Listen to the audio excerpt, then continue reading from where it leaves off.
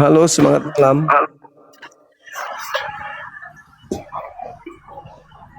Halo, selamat malam Bang Suma. Malam juga. Bang, saya yang kemarin minta maaf ya Bang kalau Sambung aja langsung kemarin kalau diskusi cocok. kita sedikit. Nih, tinggal dicabut ini nak, pindah ke situ. Ya, gimana? Mohon maaf kemarin kita saya kemarin yang masuk, mohon maaf ya Bang. Kalau kemarin kita sedikit panas ya Bang. Baju kita malam ini sama Bang. Iya, saya Hormat. warna hijau muda. Anda? Sama hijau muda juga. Mata Oke, masih thank bagus you. Bang. Siap. Oke, selamat malam Bang. Malam Jadi juga. tadi pertanyaan Abang beberapa itu termasuk tentang Paulus Bang. Tadi Abang Iya. saya nyimak Abang bilang, Iya. Abang tanya di mana Rasul Adam. Paulus itu di Bukan, Oh di ya, mana oke. di mana Adam Dimulai dari mewariskan Adam. dosa. Jadi begini Bang, kalau kita bilang Adam mewariskan dosa, ini sebenarnya kita pilah-pilah dulu Bang. Nanti jadi jebakan Batman ini. Enggak. Boleh tidak Bang kita pilah-pilah dulu? Silakan bernarasi, silakan. Iya. Sebentar Bang. Jadi begini Bang, kalau kita bicara tentang dosa Bang, ini kan kalau menurut Alkitab jelas bahwa dosa itu dibawa dari sejak pertama, yaitu manusia pertama oleh Adam dan Hawa. Begitu Bang. Dalam kitab Kejadian pasal 3 Bang. Tadi kan Bang tanya di mana itu dalilnya di pasal kitab Kejadian pasal 3 Bang. Di mana tertulis di sana Manusia Adam? jatuh dalam dosa. Manusia di sini siapa? Adam kan? Iya, Adam. Bukan yang lain. Kalau di dalam kitab Kejadian Adam, Hawa. Iya, mereka yang makan buah pengetahuan, bukan manusia yang lain Iya, kan? benar. Nah, terus Iya, benar Bang. kenapa difitnah kalau dia mewariskan dosa itu kepada keturunannya? Itu tadi Bang, karena begini Bang. Di dalam kitab Roma tadi, di dalam Roma 5 ayat 12 itu Bang, yang tadi Bang sangkal bahwa kalau lagi-lagi pakai ayat dari Rasul Paulus itu sepertinya tidak bisa dibenarkan. Tetapi kemudian dalilnya itu kan menjadi jelas Bang kalau kita baca bahwa oleh Adam, oleh dosa satu orang dimulai dari Adam, maka seluruh umat manusia di bumi ini menjadi berdosa. Karena kenapa Bang? Karena lahir dari dalam rahim dosa, begitu Bang. Jadi bisalah kita berterima Bang soal satu itu.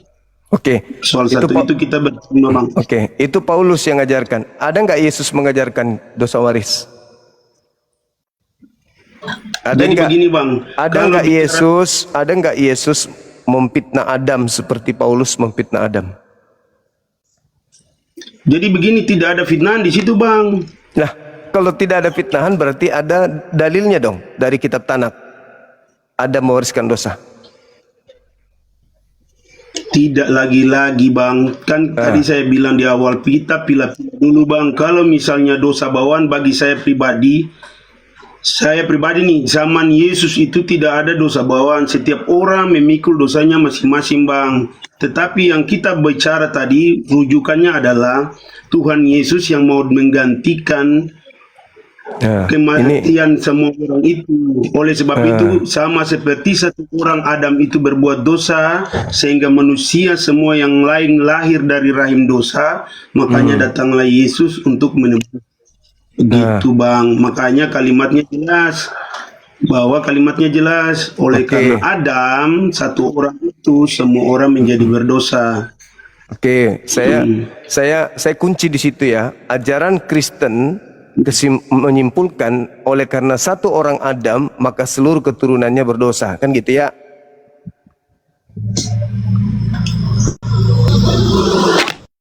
Betul? Betul? Bagaimana bang? Bagaimana bang? Oleh karena satu orang Adam berdosa, maka seluruh keturunan Adam berdosa, betul? Betul bang, betul. Itu Nah, betul bang. oke. Coba kita tarik benang merahnya. Yang dikutuk di sana antara Adam dan iblis itu siapa di antara keduanya ini?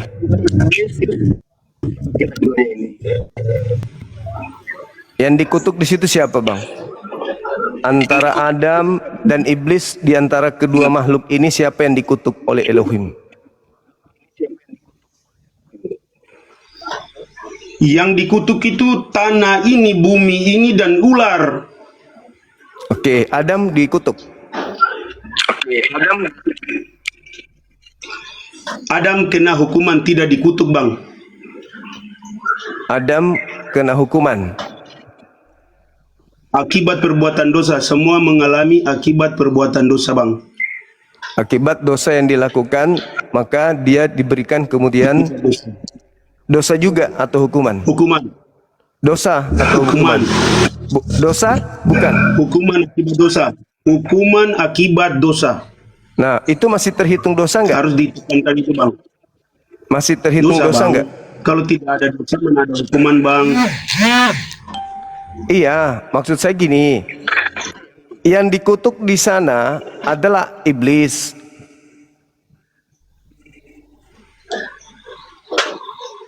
Jadi bang, saya ini arahkan sedikit dulu bang, mohon izin. Jadi begini bang, di dalam kitab Kejadian pasal 1, pasal 2, penciptaan pasal 3, manusia jatuh dalam dosa, itu akibat memakan buah pohon terlarang yang di tengah-tengah taman yang Tuhan Allah larang. Nah, di dalam Alkitab kami atau di dalam kitab kami itu urutannya sudah jelas. Nah, yang menjadi persoalan adalah Tuhan Allah menempatkan pohon itu dan memberikan larangan kepada manusia pertama itu agar jangan memakan buah pohon. Buah pohon semua yang lain boleh kamu makan, tetapi yang di tengah-tengah itu bang, jangan kamu makan, nanti mati. Tapi pun padahal digoda sama si ular atau si iblis itu pun Adam dan Hawa nyatanya tidak mati kan bang? Tidak mati. Tetapi menerima hukumannya bang. Hukuman akibat dosa itu. Oke. Jadi baik. sebenarnya yang dikambing hitamkan ini sebenarnya adalah Paulus yang dikambing hitamkan. Padahal kita runut bang baik-baik bahwa Tuhan Allah tidak pernah menciptakan dosa. Semua ini adalah kehendak ciptaannya sendiri, termasuk si iblis itu ciptaannya bang. Sehingga kalau kita bicara jangan potong-potong atau jangan putus-putus, nanti kita bingung bang. Catat bang, saya mau tanya abang dulu. Jadi saya dengarkan aja sampai 3 jam ke depan Anda ngomong gitu. Saya diam-diam aja kayak gini, kayak anak TK di depan Anda yang blow on ini. Gitu. Izin bang, izin. Silakan bang. Jadi jangan Anda nganggap saya ini jemaat. Saya ini bukan orang Kristen. Orang Kristen itu dogma, doktrin, dogma itu makanan sehari-hari kalian. Saya ini orang berakal sehat. Catat itu. Ya bang, saya kan pakai Alkitab. Saya jawab pakai Alkitab saya. Oke. Sekarang yang saya pertanyakan, dosa warisnya mana? Oleh karena satu orang berbuat dosa, maka seluruh umat manusia berdosa, itu tercatat dalam Alkitab bang. Itu sudah Paulus, tadi saya sampaikan. Itu Paulus yang mengatakan itu. Kenapa Paulus dikambing hitamkan bang? Nah, sekarang mana firman Tuhannya yang mengatakan itu?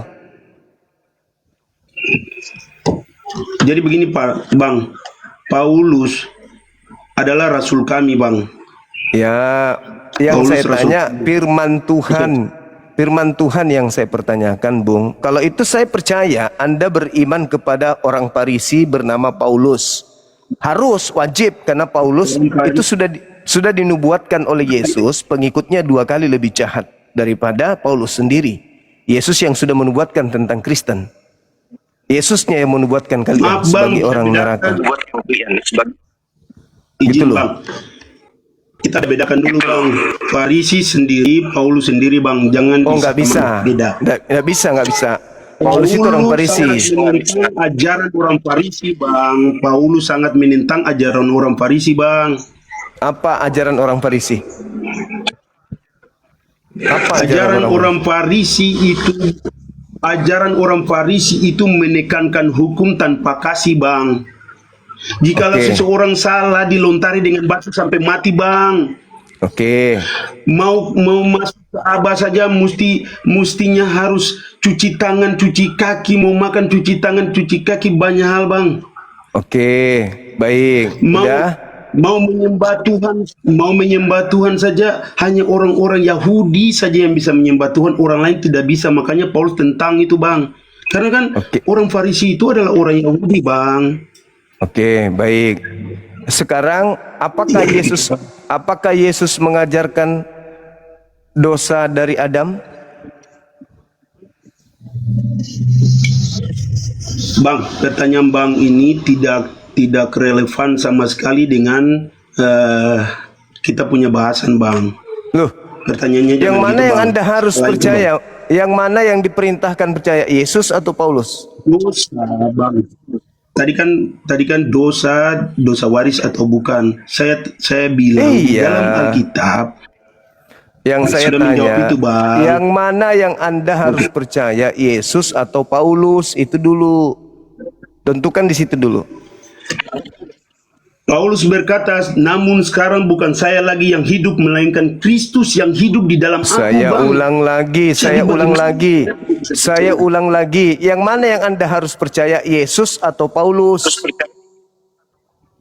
Saya percaya Yesus di dalam rasul-rasulnya dan nabi-nabinya dan juga orang-orang benar yang ada di dalam firman-Nya, bang. Kalau Yesus sendiri independen, bukan melalui orang-orang itu, Anda nggak mau percaya Yesus? Dalam nama Yesus saya Enggak. percaya, bang. Dalam nama Yesus. Maksud saya, Yesus sendiri Anda nggak percayai, harus melalui orang-orang yang Anda sebutkan tadi. Mereka itu perantara, bang. Ya, saya tanya, kan Yesus mereka pengajar, itu. kan Yesus guru, Yesus manusia, dia penginjil. Anda Saya tidak bisa percaya Tuhan Allah Yesus dalam Yesus Kristus, bang. Saya percaya Tuhan Allah Saya Yesus tanya Kristus. sama Anda tanya, Anda percaya Yesus atau Anda percaya orang-orang ini tentang Yesus? Jadi jelas, bang, saya percaya Yesus, bang. Nah, Sudah, kalau bang. Anda percaya Yesus, tolong tunjukkan di mana Yesus mengajarkan Adam mewariskan dosa. Loh, bang, gimana kita kalau mau bisa berterima kalau ayat firman yang kita sampaikan, bang, tidak mau terima, bang? Gimana, bang? Saya udah terima Jadi tidak tadi. bisa. Paulus mengajarkan Roma 5:20. Oke. Oke ya. Sekarang Yesus mengajarkan di mana itu? Dosa Adam diwariskan. Yesus mengajarkan di mana? Bang, Yesus berkata, akulah jalan kebenaran dan hidup. Nah, itu Setiap tahu. orang Itu yang tahu. Nah, percaya sekarang kepadaku, jangan sekarang takut. mana ucapan Yesus tentang dosa waris dari Adam supaya kita Mana percaya? apanya, bang? Mana ucapan Yesusnya? Dia kan yang jalan keselamatan, bukan Paulus. Ucapan Yesusnya mana? Sinyal mungkin. Ayo, Bung. Yesus jalan keselamatan dan hidup.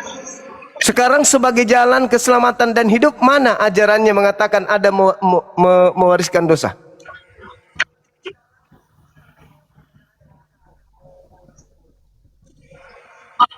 Mana? Tadi kan saya sudah bilang jawabannya, bang. Di mana jawabannya?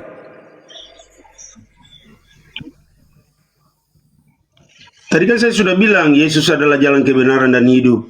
Nah, sebagai jalan, sebagai kebenaran, sebagai hidup, di mana dia mengajarkan ada mewariskan dosa?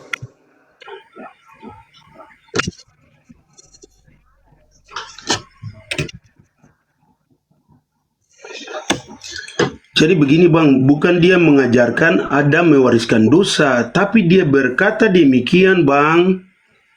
Ya, Kalau mengajarkan Adam mewariskan dosa itu sedikit keliru, agak berbeda, agak melenceng sedikit bang. Itu pengertiannya nanti agak berbeda bang. kan Paulus Salah yang itu, Bang. mengatakan, Keliru Paulus maksud saya. mengatakan, oleh karena satu orang dosa menjalar ke dunia. Ajaran Yesusnya mana yang mengatakan itu? Paulus menyampaikan perkataan itu, Bang. Paulus menyampaikan perkataan itu sesuai dengan firman Tuhan kan, Bang. Mana Kan firman lewat Tuhannya? perantara, Bang. Mana Bagaimana, firman Bang? Tuhan? Mana firman Tuhannya? Mana firman Tuhannya yang mengatakan itu? Kan ini firman Tuhan. Ini kan sudah disampaikan dalam firman Tuhan tadi. Loh, yang mana yang penerima firman Tuhan ini, Paulus atau Yesus? Bang, kita ini Bang, kita kan ikut Alkitab kita Bang, kita kan pakai data ya Alkitab Bang. Ya, saya tanya Mau dari ditanya Bible bagaimana Anda lagi? itu. Dari Bible Anda, ada nggak ucapan Yesus yang mengajarkan pengikutnya bahwa Adam mewariskan dosa? Ada nggak?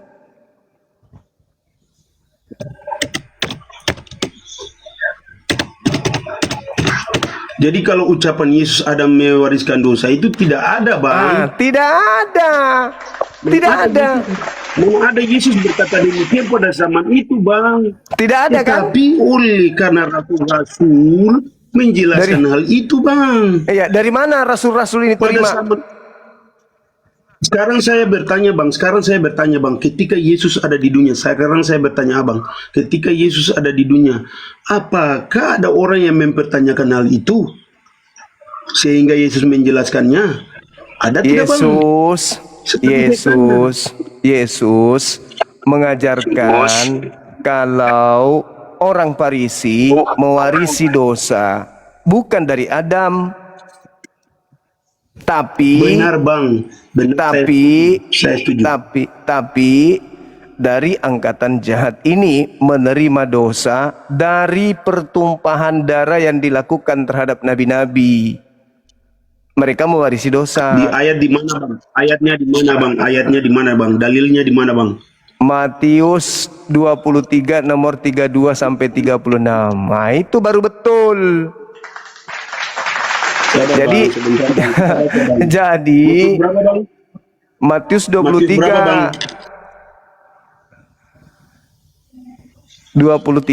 Matius 23 32 sampai 36. Orang Farisi 32. mewarisi dosa akibat dari pertumpahan darah yang terjadi terhadap nabi-nabi yang mereka bunuh dan mereka salibkan. Nah, gitu baru betul, Bang Suma. Jadi gini bang, Dari tadi begini terus. Yesus mengecam ahli Taurat, dia punya judul bang, judul di pasal 23 itu, Yesus mengecam ahli Taurat dan orang-orang Farisi. Jadi Sebagai- benar bang, sebagai bahasa ini, pewaris. kata ini, kalimat Sebagai untuk pewaris orang dosa. Farisi. Maka baca dalilnya. Dia mengecam sebagai keturunan pewaris dosa. Iya, Bang. Tapi bukan dari Adam. Baca dalilnya, Bang. Baca dalilnya. Oke bang, beta saya baca. Iya, silakan. Saya baca. 32. Jadi penuhilah juga takaran nenek moyangmu, hai kamu ular-ular, hai kamu keturunan ular beludak, bagaimanakah mungkin kamu dapat meluputkan diri dari hukuman neraka? Sebab itu, lihatlah aku mengutus kepadamu nabi-nabi, orang-orang bijaksana, dan ahli-ahli Taurat. Separuh di antara mereka akan kamu bunuh dan kamu salibkan. Yang lain akan kamu sesa di rumah-rumah ibadatmu dan kamu aniaya dari kota ke kota, supaya kamu menanggung akibat penumpahan darah orang yang bersalah, mulai dari Habel orang benar itu sampai kepada Sakaria anak Berekia yang kamu bunuh Ya, bunuh di antara tempat kudus dan mezbah. Aku berkata kepadamu, sesungguhnya semuanya ini akan ditanggung angkatan ini. Nah, Angkatan itu, Bang. nah, Angkatan itu pada zaman sekarang itu, Bang. Anda Orang paham Farisi dalilnya? berat, Bang. Anda sudah paham Dalil saya paham. dalilnya? Saya paham. Apa yang Anda Paham, pahamkan Bang, di situ? paham. Apa maksudnya dalil itu? Dalilnya adalah Yesus berkata kepada angkatan ini, angkatan sekarang yang Yesus berada bersama mereka, yaitu angkatan orang Farisi dan ahli Taurat yang selalu membenarkan diri, tapi tidak punya kasih, Bang. Kok Suka dipelintir? membunuh, bahkan sampai membunuh Yesus, Bang. Apa Bahkan sampai akibat? membunuh Yesus. Apa akibatnya karena membunuh Yesus? Apa akibatnya? Orang Farisi ini akibatnya apa kepada mereka? Ayo, akibatnya apa? Sampai sekarang ini, Bang, di Israel sana mereka tidak menerima Yesus. Nah, Akibatnya mereka tidak bisa selamat, Bang. Akibatnya Tidak bisa Anda, selamat, Bang. berarti dia orang neraka bukan? Iya, tidak bisa selamat. Apa yang Yesus bicara ini benar bagi mereka orang Farisi dan ahli Taurat. Angkatan itu, Bang. Di sini Baik, angkatan itu, Bang. baik. Angkatan zaman itu, Bang. Baik, Jahat, baik, Bang. Sampai baik, Tuhan mereka baik, baik, baik. Pertanyaannya, siapa yang Lo mewariskan ahli dosa Taurat dan orang Farisi itu tidak bisa mengerti tentang bahasa Yesus. Siapa yang Yang mewariskan paling dosa? jahat itu orang ahli Taurat dan orang Farisi. Siapa yang mewariskan dosa? Adam atau Jadi begini, pembunuh? Kamu mau diskusi atau kamu mau jadi begini, berkhutbah? Bang. Kamu mau berdiskusi Iya, atau mau berkhutbah? siap. Kalau mau berdiskusi, terima Jadi begini, pendapat orang. Jangan bicara sendiri.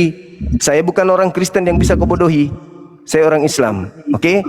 Dalil yang Saya saudara, juga orang Kristen yang tidak bisa dibodohi, Bang. saya nggak bisa, Gitu, saya nggak Bang. bisa membodohi Gitu, Anda. Bang. Saya tidak membodohi Anda. Saya justru mau menyadarkan Anda dari kebodohan Anda. Di mana letak kekurangannya, Bang? Di mana letak kekurangannya, Bang, dari pernyataan tadi? Makanya dengarkan saya. Pernyataan Yesus tadi, yang mewariskan dosa Adam atau para pembunuh nabi-nabi. Dan oleh karena Adam berbuat dosa di awal, maka semua manusia ini berdosa karena Adam lagi. Kau ini keturunan iblis memang. Karena hanya keturunan Bang, iblis jangan yang kita memusuhi bilang Adam. katanya Di mau situ berterima. Aku bilang saya iblis. Bagaimana, Bang? dengar. Yang memusuhi Katanya kita Adam, mau berterima, bilang saya iblis, Bang. Kita iblis dong kalau begitu, Bang. Jangan. yang memusuhi Adam keturunan Adam atau keturunan iblis? Kutanya dulu kau. Ini kan sudah berbeda, Bang. Enggak, saya tanya, kau jujur dulu. Yang memusuhi Adam, keturunan Adam atau keturunan iblis? Pertanyaan ini yang tepatnya bagaimana, Bang? Yang memusuhi Adam, keturunan Adam atau keturunan iblis? Aku kan sudah bilang, kamu keturunan iblis. Saya Saya bukan pertanggungjawabkan. keturunan iblis, Bang. Ya sudah, aku tanya. Kalau Di mana begitu, dalilnya yang saya memusuhi keturunan iblis? Adam, Di mana aku tanya. dalilnya saya keturunan iblis, Bang? Makanya aku tanya Sekarang dulu. saya tanya di mana dalilnya saya Makanya keturunan iblis? jawab pertanyaan saya. Yang memusuhi Adam, keturunan Adam atau keturunan iblis? Jawab. Jawab. Jujur. Keturunan Keturunan iblis. Keturunan iblis. Sekarang kau merasa nggak memusuhi Adam? Tidak, Bang. Nah, kalau tidak, Tidak. kenapa kau memfitnah kalau Adam mewariskan dosa? Lu tidak ada bukti saya memfitnah, Bang. Lah, Gimana Anda saya mengatakan memfitnah Adam? Anda mengatakan bahwa Itu Adam mewariskan historis, dosa. Bang, historis. Anda mengatakan Bang, itu Adam historis, Bang. Anda mengatakan Itu historis, Adam Bang. mewariskan dosa. Historis sejarah, Bang. Historis sejarah dosa berawal, Bang. Nenekmu Tolonglah. kiper, kau cuci toilet, jangan kau di sini. Dah. Halo, semangat malam. Silakan, Saudara Immanuel, salam kenal, Bang. Sering baca Bible, abang ini? Ya sering, Bang. Oke. Adam, Sebelum Ya. membahas temanya ini, Bang, saya boleh bertanya, Bang? boleh, silakan. Ini kan tentang temanya siapa pewaris dosa. Nah, di Oke. dalam Al-Quran itu, menurut abang siapa pewaris dosa dulu? Di Al-Quran nggak ada, Bang. Nggak ada yang mewariskan dosa. Ya, Adam nggak. Adam tidak pernah jadi mewariskan dosa. Hanya di Kristen yang mengajarkan dirinya diwariskan dosa kepadanya. Kalau kami umat Islam nggak ada. Namun jadi nggak ada dosa warisan di ajaran Islam, bang. nggak ada. Dosa tanggung Terus masing-masing. dosa ditanggung masing-masing ya. Jadi Iya. akar dari dosa pertama, Islam nggak mengakui ada. nggak Adam dan Hawa? Nggak ada. Akar-akaran nggak ada. Yang hilap di jannah itu Adam. Dan yang bertobat kepada Allah Adam. Dan yang diampuni oleh Allah adalah Adam. Dah selesai. Nggak ada keturunannya menerima warisan dari Adam alaihissalam. Ya, ya. Itu kan dogma Islam ya, bang ya. Itu bukan dogma, itu dalilnya dan itu rasional. Bagaimana mungkin Anda tidak melakukan dosa, tiba-tiba saja dikasih dosa. Kasih harta, iya, ini dosa. Abang cacat dari segi pernyataan ini. Dogma itu pengajaran, bang. Iya, tahu. Artinya itu berarti pengajaran Kristen, pengajaran Al-Quran gitu loh. Iya, saya tahu, saya ngerti. Tapi dogma yang Anda anut itu tidak sesuai dengan data, dalil. Gitu loh. Akhirnya berujung kepada doktrin. Ujung-ujungnya doktrin. Iya. Kan gitu. Sekarang saya boleh jawab, bang, ini. Saya nggak memaksakan abang untuk istilahnya mengertilah dari sisi saya ya, karena ini yang yang saya imani juga, bahwa di dalam kekristenan itu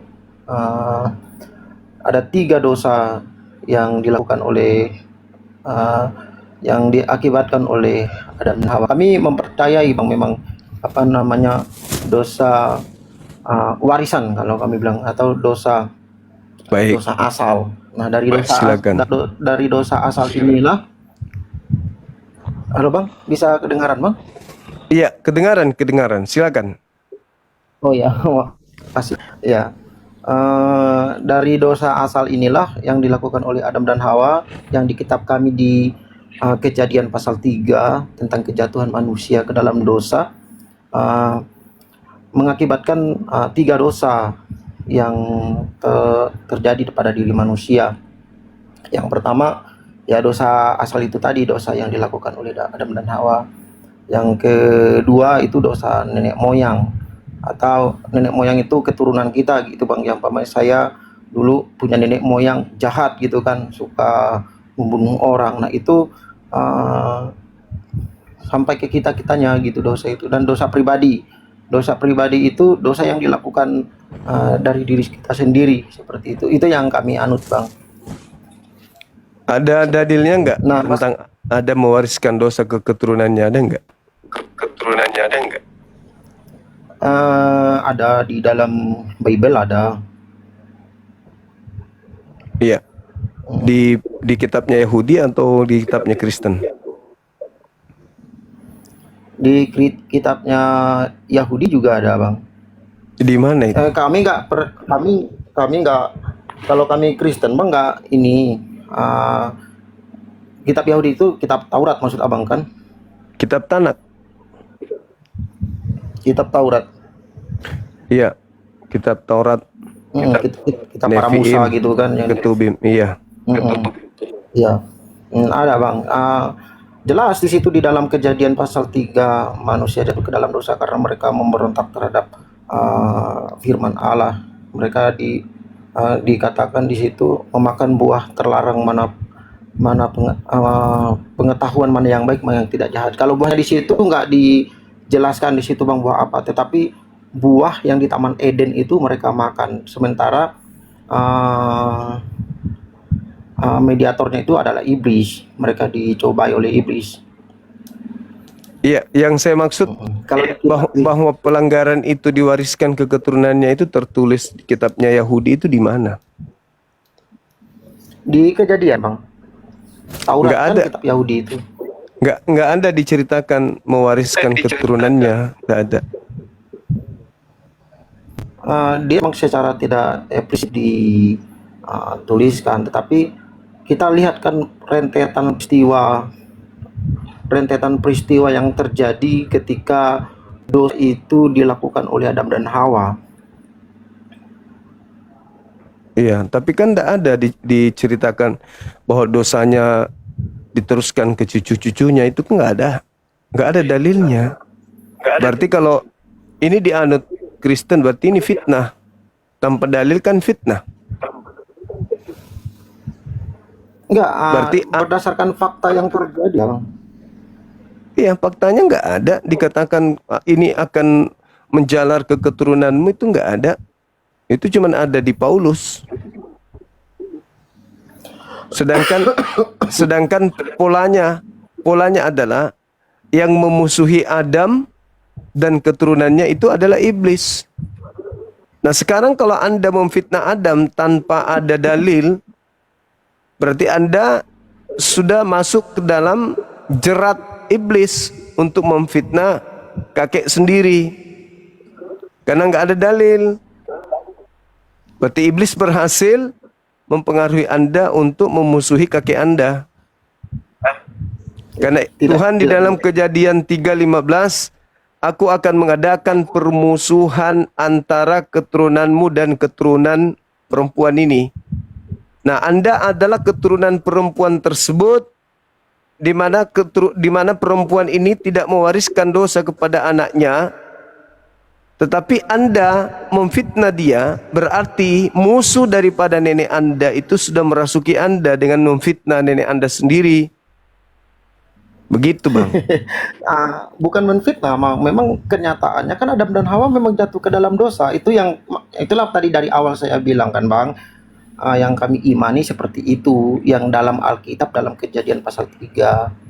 Ya, kalau bukan fitnah kan ada dalilnya. Ya, saya baca di dalam Kejadian ya. Nah, silakan.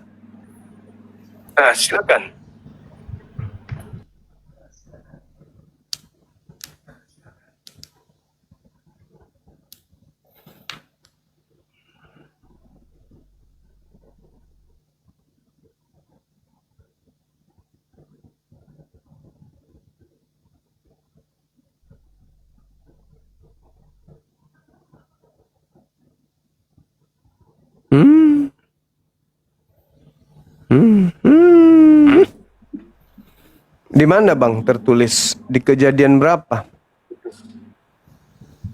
Kejadian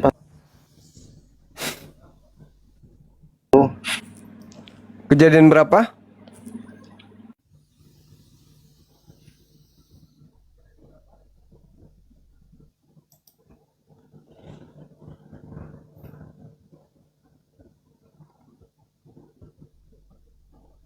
Hei. Tidak terdengar suaranya, Bang. Terjeda. Terjeda, Bang. Suara nggak kedengaran di kami. Tes. Adam difitnah oleh cucunya sendiri. Berarti cucunya ini sudah kerasukan kucing.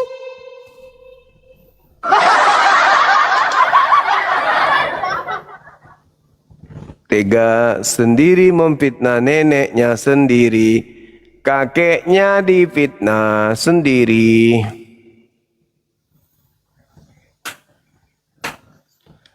Apa yang merasukimu sampai kakekmu kau fitnah? Bukannya kau bela kakekmu, malah kau memfitnahnya. Cucu durhaka kau ini, kawan.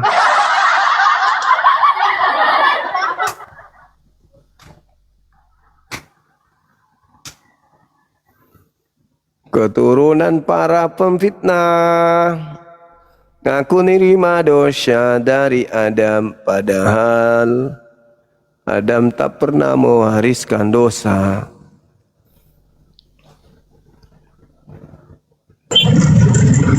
Halo, semangat malam. Halo. Assalamualaikum warahmatullahi wabarakatuh. Waalaikumsalam.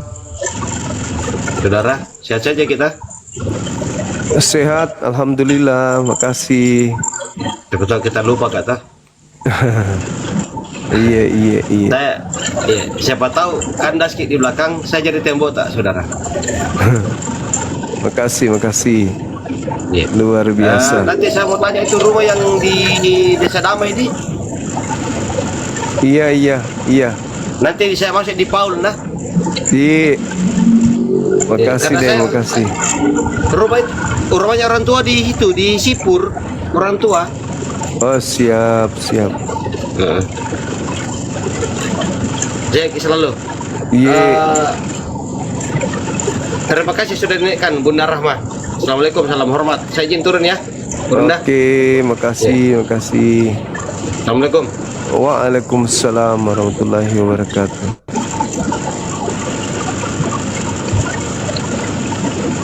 Halo bang. Iya, halo. Mana dalilnya, Halo, Bang? Dalilnya di Nah, mana? di dalam Kejadian pasal 3 ayat 16 sampai 18 dari situ. Saya ini bacakan yang bisa dengar. Di mana? 16, 17. 18. Nah, Iya. disitulah bang kita melihat dari segi dosa pewaris itu tadi, dosa turunan itu tadi. Nah, sekarang saya jelaskan aja langsung ya bang ya. Iya. Saya simpulkan aja tadi saya sempat baca firman Tuhannya karena HP ini cuma satu. Jadi kalau dibuka di Alkitabnya suaranya tadi nggak kedengaran seperti itu. Iya. Oke, jadi kesimpulannya di situ bang, kenapa Adam dan Hawa mewarisi dosa terhadap keturunannya, setiap manusia keturunannya ya. Nah, di situ kan Tuhan langsung memberikan sanksi kepada Adam dan Hawa ketika mereka jatuh ke dalam dosa. Yang pertama, Iya. Hawa akan susah melahirkan. Sampai sekarang mana ada perempuan yang tidak melahirkan. Itu pikirnya. Yang kedua, akan bersusah payahlah ini untuk Hawa, untuk Adam. Akan bersusah payahlah Adam untuk mencari nafkah. Nah, di situ. Nah, sampai sekarang kita mana ada yang istilahnya kayak dulu di Taman Eden langsung menikmati berkah Allah yang dibilang sama saudari kita Muslim seperti itu. Nah, itulah yang mengakibatkan dosa pewaris itu. Setelah itu kita lihat lagi peristiwa anak Adam dan Hawa, Kain dan Habel. Mereka membunuh, kan itu kan dosa bang. Semua yang dilakukan itu dosa sampai pada keturunan-keturunannya. Nah, itu dalilnya bang di dalam Oke. Kejadian pasal 3 ayat 15, 16 sampai 18. Sampai Oke. ular pun di situ yang dipakai iblis untuk menggoda Adam dan Hawa, dia juga diberikan suatu ganjaran dari Tuhan, kan seperti itu. Sehingga Itu Yesus saya harus pahami ya, turun. Bang, ya. Sehingga Yesus harus Nah, turun itu- menebus itu semua gitu. Ya, Nah, artinya setelah di situ kan Yesus sudah menebus, wanita nggak sakit lagi melahirkan dan laki-laki nggak sulit lagi cari nafkah gitu ya. Kembali seperti Nah, kita di Eden. Apakah itu terbukti? Jawab dulu. Konsepnya beda lagi. Konsepnya gimana? Loh, kok jadi beda? Gimana ceritanya? Katanya Gini, saya jelaskan Adam, dulu. bukti dia dikutuk, susah payah cari uang, dia akan bersusah payah mencari hidupnya. Dia dengan rumput duri yang dihasilkan bagimu, tumbuh-tumbuh menjadi makananmu dan seterusnya. Itu untuk ular dan juga untuk perempuan itu susah untuk melahirkan. Lalu dia birahi kepada suaminya. Yesus turun menghapus itu, mendamaikan kembali manusia dengan Tuhan katanya. Nah, berarti setelah itu kita kembali kayak di Eden. Enggak, ini Lalu? tadi kan saya pakai di dalam iman Kristen itu ada 3 dampak daripada dosa itu. Dan yang Yesus selesaikan dosa itu yaitu dosa warisan ini tadi, pewaris ini tadi, Bang. Kita Itu selama dia. kita masih di Berarti dunia, kembali ke Eden dong. enggak. Loh, kan Kita sudah selagi ditebus. masih ada di dunia. Kan sudah ditebus, berarti kita Iya. harus kembali ke Eden. Karena sudah ada lagi, udah ditebus. Udah Eden itu ditebus. jauh. Udah ditebus sama Yesus atau enggak? Ditebus sama Yesus atau tidak? Sudah tebus, tapi Nah, dosa berarti kita harus kembali sudah, tapi ke Eden. dosa waris ini. Berarti kita harus hidup ke Eden minimal itu kita Firdaus, hidup. nanti dia akan yang akan datang. Bang. Ya. Lalu apa fungsinya Yesus kalau Iya. gitu? Fungsinya Yesus apa? Surga. Fungsi darah Yesus apa kalau gitu? Akan kembali ke Firdaus. Bang. Lo kok akan? Kan Yesus Memang kembali sudah. ke Firdaus, tapi Kan sudah nanti 2000 ketika tahun kita- lalu. Sudah ditumpahkan darah Yesus untuk itu. Kenapa tidak kembali ke Eden kita? Yang ditebus itu kan kuasa daripada dosa itu, Bang. Nah, sekarang memang manusia 100% nggak suci di situ kan, karena kita manusia punya keterbatasan. Berarti Nah, konsep tadi makanya ini bukannya ini saya cuma bilang fitnah tadi ke dari Adam awal, ini. Cuman fitnah ke Adam doang demi untuk menjajakan darah Yesus. Tapi tidak ada manfaatnya kan? Ada manfaatnya. Apa manfaatnya? Kita masih tetap wanita Manfaatnya kita itu melahirkan tadi. sulit. Apa itu? Enggak, bentar Bang. Ganti-gantian kita ngomong. Boleh ngomong, Bang? Ya silakan. Saya tunggu apa manfaatnya Yesus mati di salib. Manfaatnya Ya, yang manfaatnya itu, Bang. dampaknya apa dampaknya? Dampaknya kita tidak lagi kayak kami mengimani tidak lagi mewarisi dosa warisan ini, tapi tetap ada tadi yang saya sebutkan dosa, ada 3 tadi konsep dosa dalam iman Kristen itu ya Bang ya. Yang tadi dosa asal, yang kedua tadi dosa nenek moyang, yang ketiga itu dosa pribadi seperti itu. Dosa nenek moyang sudah dihapus oleh darah Yesus. Selama Yesus mati berarti potensi berdosa udah dicabut lagi oleh Yesus. Kembali lagi seperti Adam. Apanya ini? Kenapa masih ada 2 itu? Maksudnya apa? Katanya Yesus datang untuk nebus. Berarti Yesus menghapus potensi dosa kepada keturunan Adam. Sehingga harusnya orang-orang Kristen yang percaya kepada penyaliban, hidupnya sekarang ini mereka telanjang dan mereka tidak sadar kalau dirinya telanjang. Kenapa? Karena dicabut lagi kemampuan mereka untuk mengetahui baik dan jahat karena sudah dihapus oleh Yesus. Itu harusnya yang terjadi. Akibat makan Nah, buah, itulah yang- Adam tahu baik dan jahat. Adam tahu dirinya telanjang. Yesus nebus itu sehingga harusnya kembali ke settingan semula, kembali ke pabrik. Seluruh keturunan Adam kembali ke pabrik. Apa itu? Tidak tahu baik dan buruk dan telanjang tanpa tahu dirinya telanjang. Itu kalau logikanya, kalau Yesus datang nebus dosa itu. Kecuali kalau itu hanya karangan doang demi untuk supaya orang itu lega melakukan dosa dan seterusnya, karena darah Yesus sebagai tumbalnya. Ya, inilah yang terjadi hari ini. Apa efeknya coba? Wanita masih sulit, laki-laki masih sulit cari nafkah. Lalu, bukankah itu hanya sebuah doktrin, yang dogma, kami- penggiringan saja, penggiringan.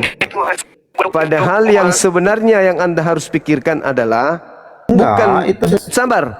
Yang Anda harus pikirkan adalah fitnahan ini terhadap Adam itu hoax, tak ada. Yang bukan fitnahan adalah bahwa orang Farisi mewarisi dosa akibat pertumpahan darah yang dilakukan oleh nenek moyang mereka, sehingga mereka orang-orang Farisi dan ahli Taurat ini menjadi orang neraka yang tidak mungkin lolos dari neraka. Itu yang Anda harus pikirkan. Lalu pewaris neraka ini menjelajahi daratan, menyeberangi lautan, mentobatkan orang masuk ke dalam agamanya, lalu menjadikan dia orang neraka yang 2 kali lebih jahat daripada mereka sendiri.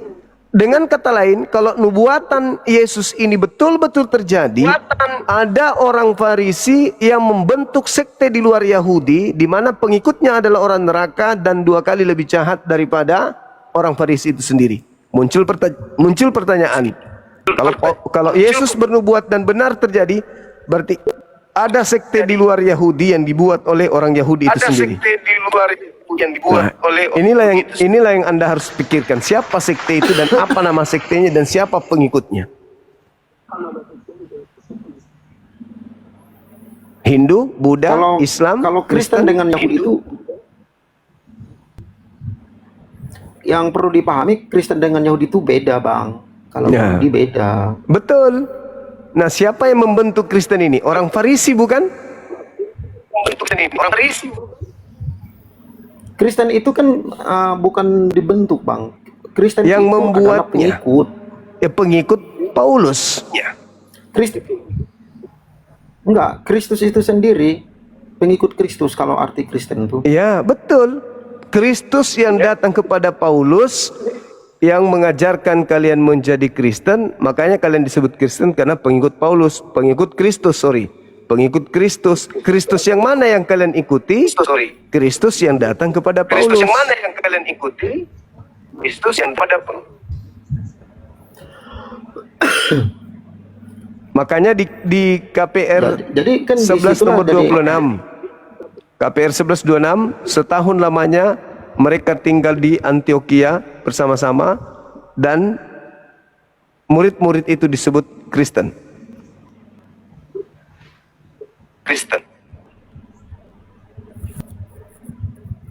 Iya, waktu pencurahan Roh Kudus di Kisah Para Rasul.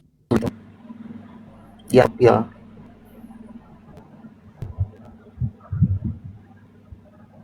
Oke, silakan.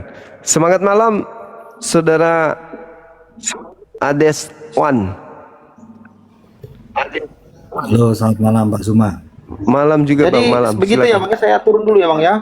Oke, silakan. Oke. Makasih ya, Bang Juma. Sama-sama Bang, sama-sama.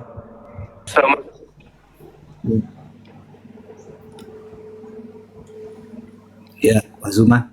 Silakan Bang, silakan. Mungkin ada yang disampaikan. Silakan. Baik, ini kalau temanya siapa pewaris dosa. Kalau tadi saya sedikit menyimak membahas mengenai Adam juga ya Pak ya. Siap. Baik, kalau mungkin di dalam Bible itu kan Pak, Adam itu melanggar perintah Tuhan. Nah, apakah ada perbedaan mungkin yang diceritakan di dalam Quran, Adam dan Hawa itu bagaimana Pak? Apakah mereka juga melakukan pelanggaran terhadap firman Tuhan atau ada cerita yang mohon maaf atau berbeda atau sama Pak?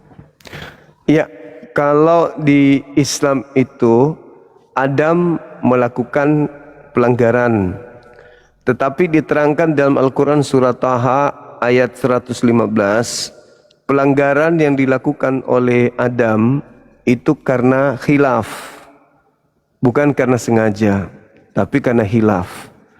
Adam tidak terlalu menekankan dirinya untuk mengingat larangan itu sehingga dia lalai. Lalu kemudian Allah mengajarkan beberapa kalimat kepadanya, lalu bertaubat, lalu Allah yang Maha Pengasih Maha Penyayang menerima taubatnya. Jadi Adam setelah melakukan pelanggaran tersebut bertaubat. Al-Quran surah Al-Baqarah menjelaskan, fatalaqqa Adamu min rabbih kalimatin fataba alaih innahu huwat tawwabur rahim.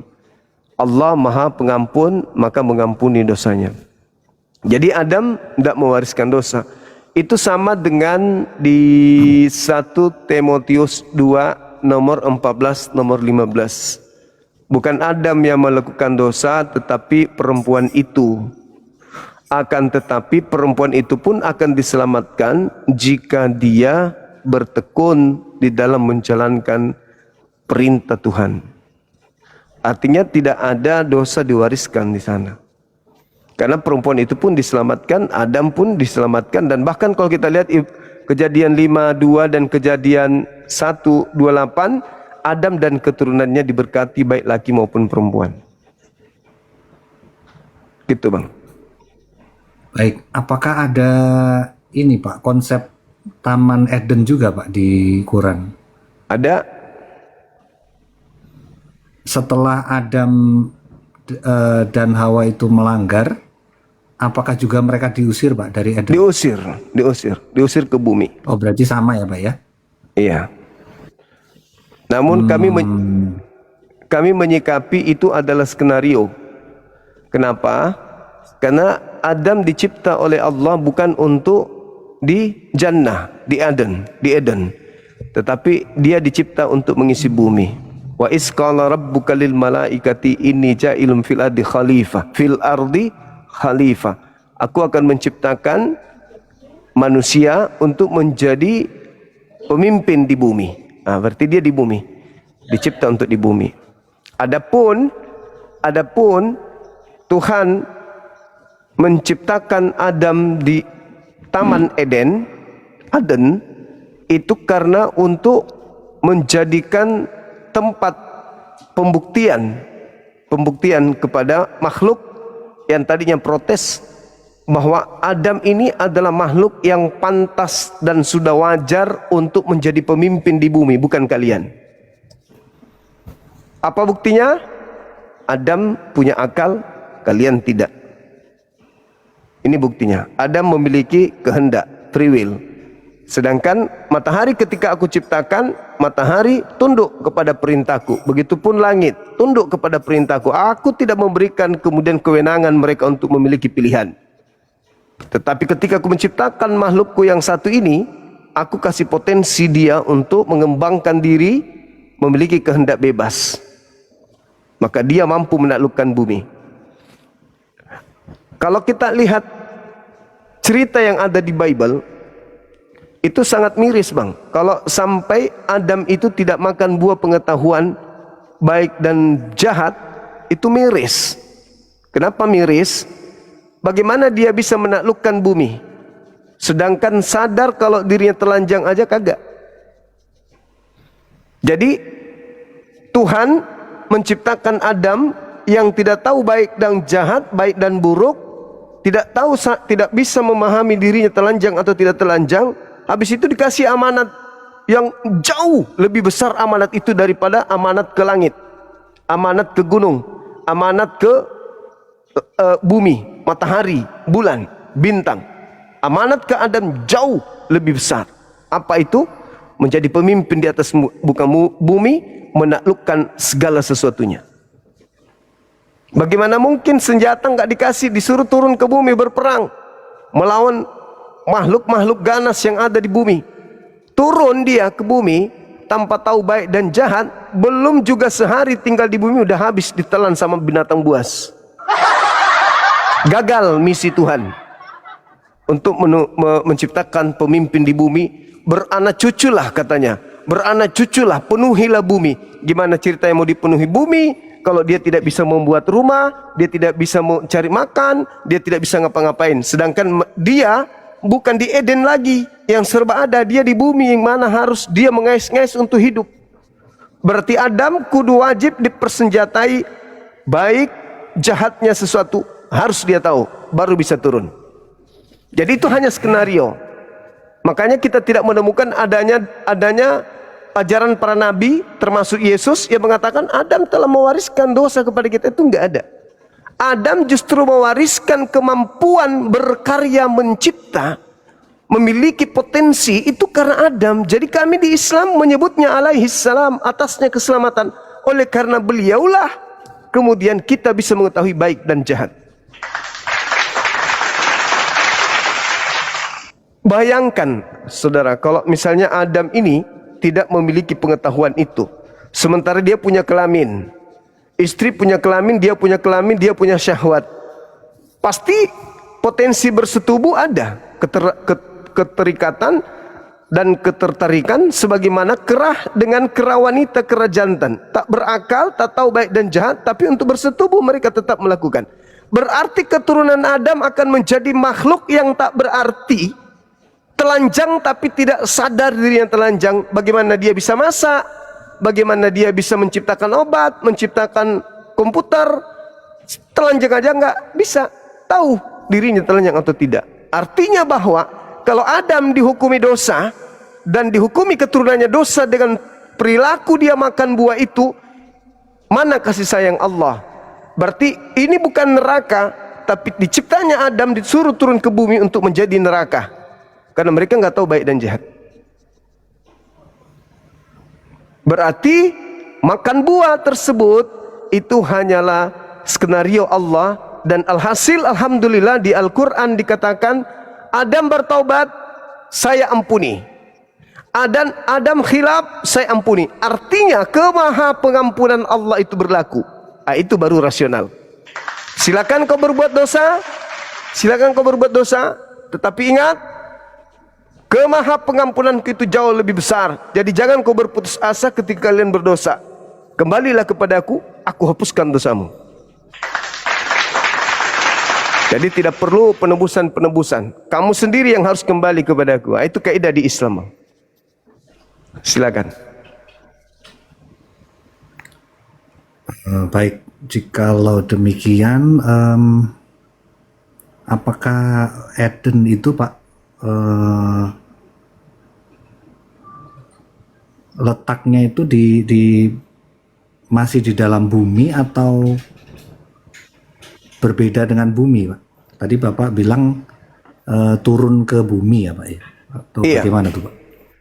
Kalau menurut kami, Eden itu berbeda dengan bumi. Dan itu juga diterangkan di kitab Kejadian 2, Eden dan bumi juga itu berbeda. Coba kita lihat di dalam, ya silakan Bang. Nah, jadi kalau di Bible itu kan ada penggambaran Eden itu ada sungai Efrat, Pison, Gihon seperti itu ya Pak ya? Di sebelah timur segala macam. Apakah di Quran itu ada penggambaran seperti itu juga atau bagaimana Pak? Ada perbedaan begitu? Iya, kalau di Al-Quran itu nggak ada Bang, nggak ada. Tapi bukan menjadi alasan bahwa Eden itu di bumi karena adanya 4 sungai tersebut. Kenapa? Karena Taurat itu ada di zaman Musa, sedangkan Eden itu jauh sebelum kitab itu ada. Jadi ketika ada penyebutan sungai yang sama antara yang ada di Eden sana dengan yang ada di bumi, lantas kita mengatakan sama, itu bahaya. Kenapa? Di Indonesia ini ada kota Kudus. Nah, sementara ketika kuburan itu terbelah, orang-orang Kudus kemudian keluar dari kubur dan berjalan masuk ke Yerusalem. Apakah bisa dimaknai bahwa orang Jawa sudah ada di sana? Karena orang-orang Kudus yang ada ketika gempa bumi terjadi. Tentu tidak, hanya kesamaan nama. Bisa jadi karena surga itu menarik, maka namanya digunakan dengan nama itu. Bisa jadi. Tetapi bukan berarti kalau dia kesamaan nama berarti dia adalah di bumi. Ya, berarti kita harus mencari di mana pohon pengetahuan atau pohon kehidupan kekal sekarang ini yang ada di bumi itu. Karena di tengah-tengah Eden, pohon itu masih ada berdiri sampai hari ini. Seperti itu Bang. Berarti ada berarti bukan konsepnya kalau di Quran bukan diusir gitu ya Pak, seperti yang di Bible itu ya. Diusir kan sampai di apa dijaga oleh malaikat dengan pedang yang menyambar gitu Pak. Apakah ada seperti itu juga Pak? Oh, kalau kita nggak ada. Iblis cuma diusir, Adam diusir dari Eden, disuruh keluar, fakhruj minha fa innaka rajim, kata Allah kepada iblis, keluarlah engkau dari surga, sesungguhnya kamu adalah makhluk yang terkutuk. Gitu. Oh, berarti Eden itu digambarkan surga ya, Pak ya? Iya, Eden. Hmm. Karena gini, kalau kita lihat di Kejadian 2 nomor 1, demikianlah selesainya riwayat penciptaan langit dan bumi beserta apa yang ada di antara keduanya, beserta segala apa yang ada di dalamnya. Berarti pada fase penciptaan langit bumi beserta apa yang ada di dalamnya itu sudah selesai. Kalau Eden ada di situ, berarti Eden sudah terselesaikan, sudah diciptakan di sana. Tapi faktanya di data 8, nomor 8, barulah setelah itu Tuhan membuat Eden, membuat taman di Eden.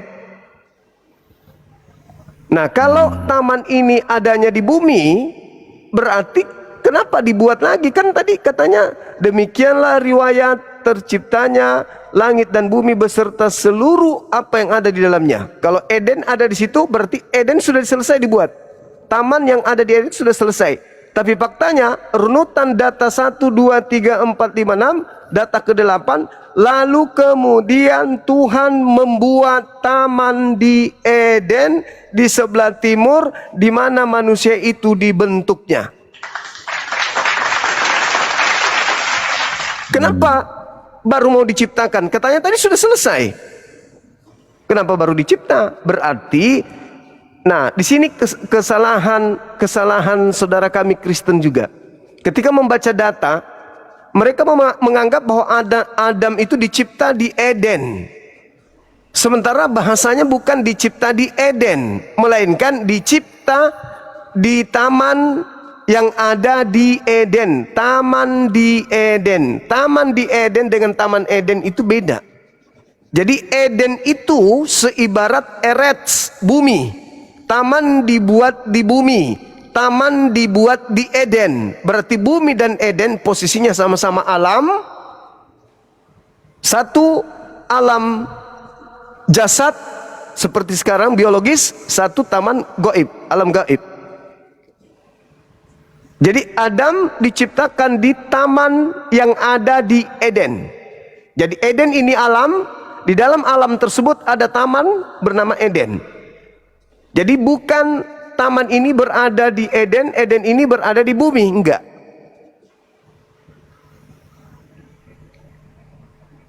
Seperti itu adanya. Kalau mungkin di Bible itu ini ya Pak ya, sebutan Tuhan menciptakan langit dan bumi itu bahasa aslinya itu kan sebenarnya Pak Zuma juga pasti tahu ya, Samayim ya Pak ya. Siap. Jadi Earth and Heaven ya Pak ya. Jadi langit itu diartikan heaven Pak, surga gitu. Surga. Langit jagat raya itu apa ya, nanti juga di Wahyu itu dikatakan new earth and new heaven begitu Pak. Nah apakah konsepnya seperti itu juga ya Pak ya, atau berbeda bahasa yang dipakai, apakah ada perbedaan begitu Pak? Iya, kalau Tuhan berbicara mengenai surga, Tuhan menyebutnya jannah. Kalau samayim itu langit. Sama, ardi itu bumi. Nah, sedangkan ketika berbicara mengenai pengusiran ini, itu sebenarnya kalau kita lihat dalam Al-Quran, perintahnya keluar dari surga itu jelas. Allah mengusir iblis, mengusir Adam untuk keluar dari sana, keluar dari surga, lalu kemudian diperintahkan turun ke bumi. Nah, yang kita lihat di dalam Kejadian 3, kalau di Kejadian 3 itu nomor 22 sampai 24, itu jelas di sana tertulis bahwa keluar dari Eden menuju ke bumi. Kalau Eden ada di bumi, Berarti dari bumi ke gimana? Harusnya dari Jakarta ke Surabaya. Jangan keluar dari Jakarta menuju Indonesia. Karena Jakarta Indonesia juga. Nah, kita lihat di dalam kejadian 3 ini. Kejadian berapa itu Pak? Mohon maaf. Kejadian Yang 3, dinyatakan keluar dari Eden ke bumi tadi. Mohon kejadian 3 nomor 22 sampai 24. Allah tidak maaf. mau Sambil Adam. saya lihat ya Pak ya. Ini Iya, kejadian silakan. 3. Iya, silakan. 24 ya Pak ya. 22 sampai 24.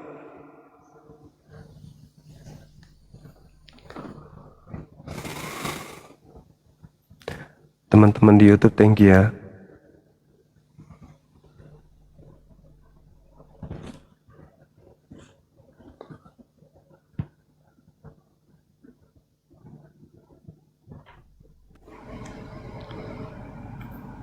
Oh, kalau saya tidak salah lihat, tidak ada ini ya Pak ya. Maksudnya tidak ada, maksudnya dari Eden ke bumi gitu Pak ya. Apa saya salah baca atau bagaimana ya? Iya, kita Maksudnya dari Eden keluar dari Taman Eden gitu maksudnya. iya, keluar Ada dari dari Eden ke bumi gitu. iya, keluar dari Eden menuju kepada tanah di mana kamu diambil. Kan Adam dari tanah, dari bumi dia diambil.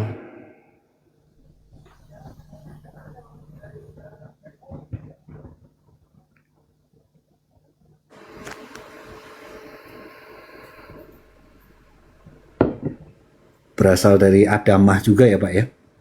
Iya, dari tanah kan? Adamah ya, bumi ya. Betul. Ini maksudnya di dalam bahasa aslinya ada kata bumi gitu atau bagaimana Pak? Kalau saya yang Coba ayat 8 dilihat sampai di 24. coba dilihat dari ini nomor 9-nya, Bang. Nomor 9.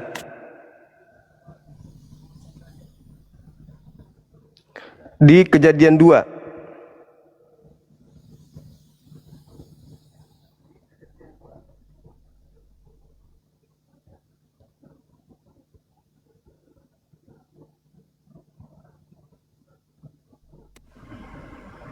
menumbuhkan berbagai pohon itu ya Pak ya. Iya, Di bumi ya Pak itu ya Pak. iya, diambil dari bumi.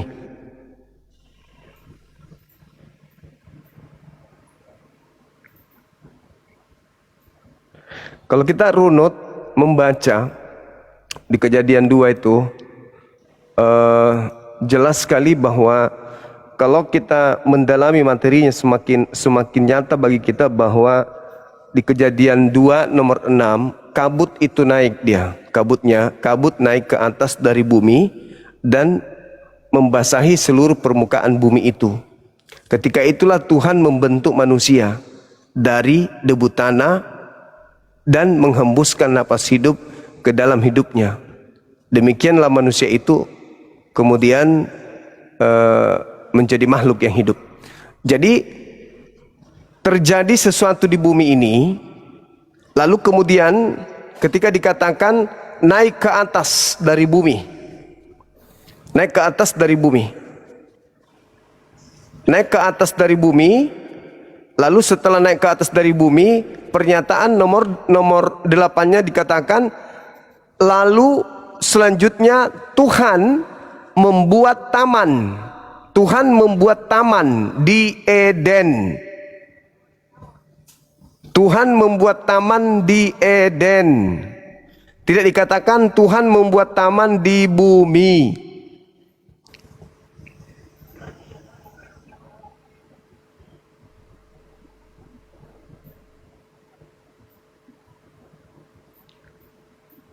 Kita baca dulu dari 1 sampai nomor 4, Bang. Kejadian 2-nya. Di situ dikatakan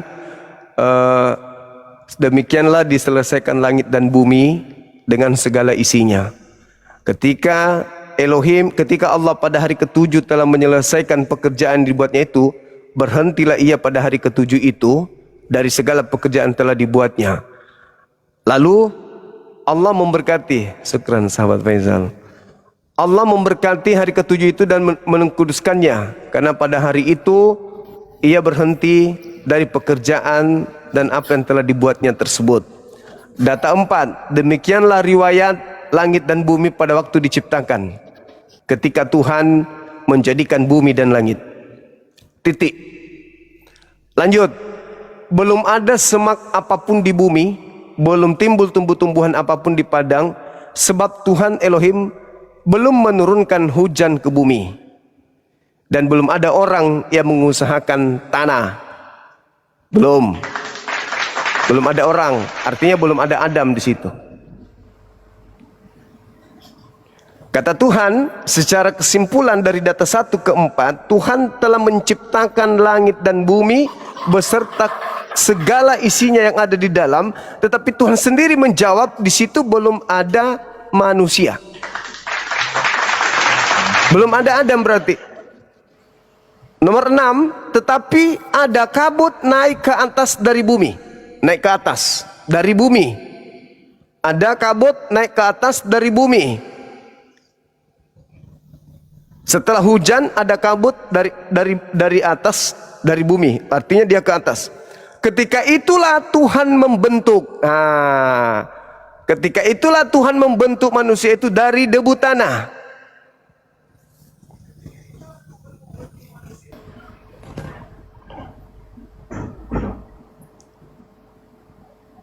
Berarti baru dibentuk. Sementara tadi udah selesai pembentukan bumi dan beserta isinya. Baru dibentuk ini. Berarti ada pembentukan manusia, tapi bukan di bumi, karena bumi beserta riwayatnya sudah selesai. Dengan apa yang menjadi potensi ciptaan di sana itu sudah selesai. Demikianlah diselesaikan langit dan bumi dan segala isinya. Lalu dikatakan datang banyak, demikianlah riwayat, berarti udah tamat. Demikianlah riwayat langit dan bumi pada waktu diciptakan, ketika Tuhan Elohim menjadikan bumi dan langit. Lalu dikatakan lagi, belum ada semak apapun di bumi. Belum ada apapun yang timbul tumbuh-tumbuhan di padang, belum ada. Dan Tuhan kemudian menceritakan belum menurunkan hujan ke bumi, belum. Dan belum ada orang yang mengusahakan tanah itu, belum ada. Adam belum, tapi sudah selesai penciptaan beserta apa yang ada di isinya di dalamnya. Lalu ada kabut, tetapi ada kabut naik ke atas dari bumi. Lalu Tuhan membentuk manusia itu dari debu tanah dan menghembuskan napas hidup di dalamnya. Demikianlah manusia itu menjadi makhluk yang hidup. Selanjutnya, Tuhan Elohim membuat taman di Eden. Eden bukan dibuat, tapi taman di sebuah alam bernama Eden itu dibuat. Disitulah ditempatkan, bukan diciptakan. Disitulah ditempatkan manusia yang dibentuknya itu. Jadi manusia tadi dibentuk, baru ditempatkan di Eden, di taman itu.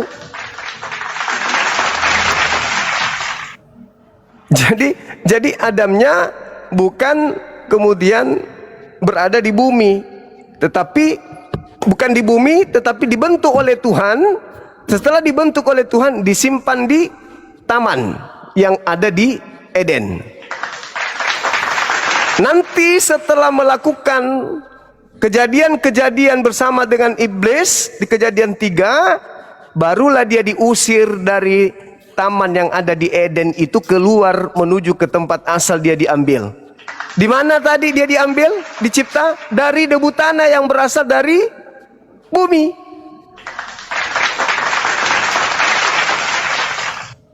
Karena tetapi ada kabut naik ke atas dari bumi yang membasahi seluruh permukaan bumi itu. Ketika itulah Tuhan Elohim membentuk manusia itu dari debu tanah dan menghembuskan napas hidup ke dalam hidungnya, sehingga dia menjadi makhluk yang hidup.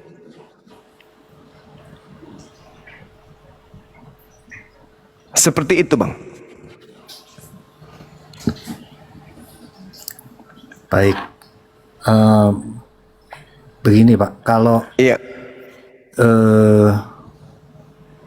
Di dalam diskusi saya dengan sesama Kristen itu, saya pernah menanyakan pada sesama Kristen bahwa kenapa Adam itu karena ada mereka yang memiliki doktrin seperti ini, Pak, bahwa ketika Adam berdosa, kemudian dia dipakaikan pakaian dari kulit binatang untuk menutupi ketelanjangannya. Nah, itu banyak yang menyatakan bahwa itu adalah awal mula doktrin penebusan gitu ya. Jadi karena ada binatang yang dibunuh sehingga itu adalah korban yang pertama. Nah, lalu saya juga mengcounter hal tersebut bahwa kalau mempersembahkan korban kepada Tuhan itu tentunya manusia yang membunuh binatangnya, kemudian barulah dipersembahkan sebagai korban bakaran, bukan Allah yang membunuh sendiri kemudian memberikan pada manusia, kebalik gitu. Nah, kemudian kalau itu sebagai penebusan dari dosa Adam, maka seharusnya Adam itu tidak perlu diusir dari Eden, karena itu kan pengusiran dari Eden itu karena pelanggaran Adam begitu kan. Jadi seperti akibat terpisah dari Tuhan gitu ya Pak ya. Jadi mereka diartikannya seperti itu Pak. Nah, apakah kemudian kalau nanti mungkin nyambungnya di kitab Wahyu itu nanti ada mengenai taman juga Pak. Jadi arahnya mungkin kembali kepada taman Pak, di mana itu merupakan gambaran hubungan dengan Tuhan begitu. Jadi hubungan yang dipulihkan dengan Tuhan, nanti goalnya orang-orang saleh itu bisa memiliki hubungan yang baik dengan Tuhan. Orang-orang soleh ini adalah orang-orang yang tidak melanggar perintah Tuhan tentunya. Nah, apakah kemudian yang tadi yang saya belum mengerti, kalau dari, mohon maaf, kalau dari Quran itu mohon maaf saya bertanya lagi Pak, kalau pengusiran dari Eden itu tadi kan Adam Hawa kan sudah diampuni ya Pak ya, kok masih kenapa masih diusir gitu Pak? Iya, itulah yang saya katakan tadi bahwa skenario. Kenapa saya katakan skenario? Ketika malaikat mengatakan, kenapa kamu hendak menciptakan manusia di bumi, padahal kelak mereka hanya akan melakukan perumpahan darah. Apa kata Allah? Inni a'lamu ma la ta'lamun. Ada pengetahuanku yang kamu tidak tahu. Aku lebih tahu daripada engkau. Ada yang aku tahu yang kalian tidak tahu. Sebab aku Tuhan, kalian bukan Tuhan. Maka aku menciptakan Adam sesuai dengan skenarioku sendiri. Aku menciptakan itu. Nah, ketika kemudian Adam melakukan khilaf, Allah mengampuni dosanya dan Allah mengusirnya ke bumi. Kenapa? Karena Allah memang menciptakan Adam untuk di bumi, bukan dicipta untuk di Eden waktu itu. Meskipun Tuhan menciptakan Adam untuk di bumi, tetapi di sana dia akan diuji, tempatnya diuji. Kenapa tempatnya diuji? Karena Allah sudah menyiapkan tempat bagi Adam dan keturunannya, yaitu jannah, kembali ke tempat itu untuk kekal di sana. Atau sekali ke neraka, tempat di mana dia gagal ujian ketika ia di bumi. Itu sudah dipersiapkan itu Bang. Jadi Allah sudah memiliki skenario yang makhluk tidak tahu.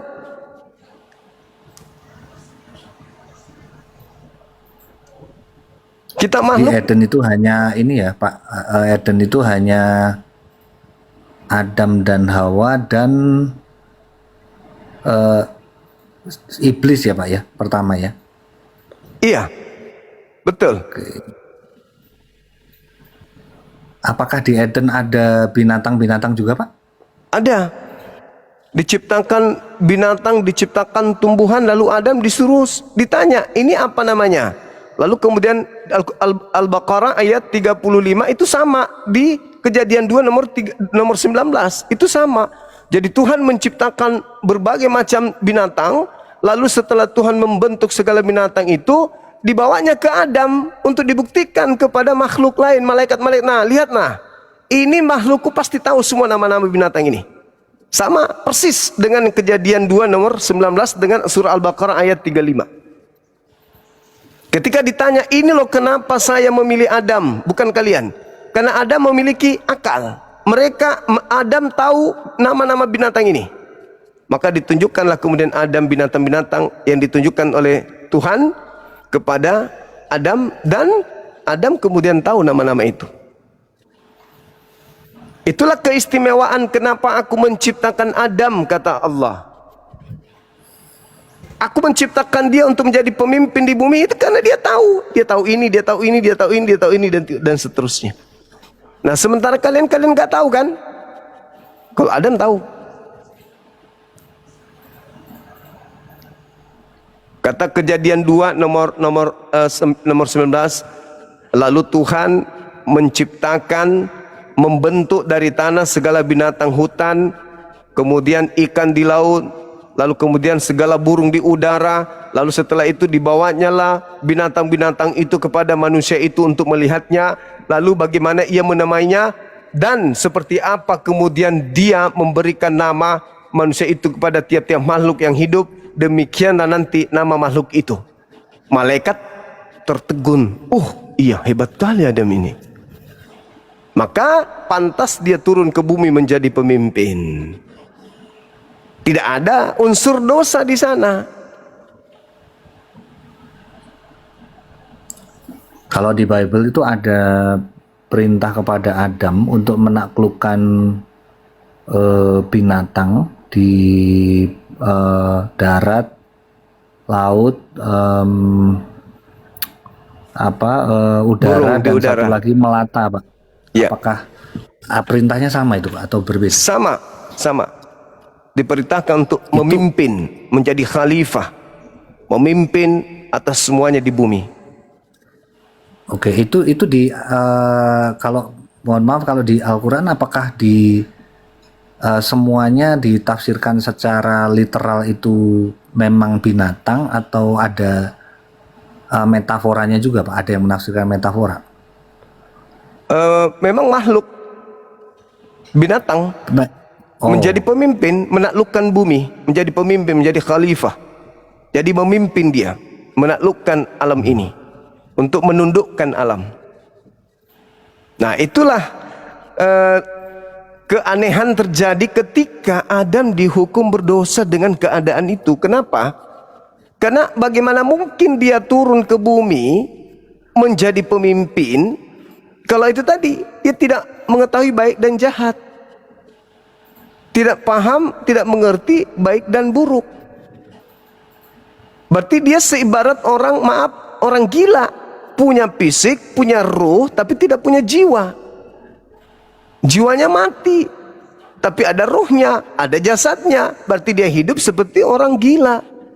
Gimana mau menjadi pemimpin kalau dia jadi gila dan keturunannya gila? Maka bumi ini hanya berisi dengan manusia-manusia sampah yang tidak produktif. Satu Adam dengan istrinya tidak mengerti dirinya telanjang, dengan miliaran keturunannya dengan keadaan yang sama. Itu bukan keberhasilan Tuhan menciptakan Adam. Gagal dia. Padahal manusia dicipta segambar serupa dengan dirinya. Dalam bentuk fi aksani takwim, dalam bentuk sempurna Adam itu dicipta, manusia itu dicipta. Kalau sempurna berarti bias dari sifat Elohim atau Allah itu harus terbias kepada makhluk ini. Harus terbias. Saking hebatnya pencipta kita menciptakan manusia menjadi alam kecil dari gambaran alam besar. Jadi seluruh aspek alam semesta itu tersimpul di dalam diri manusia, tersimpul di dalam diri kita.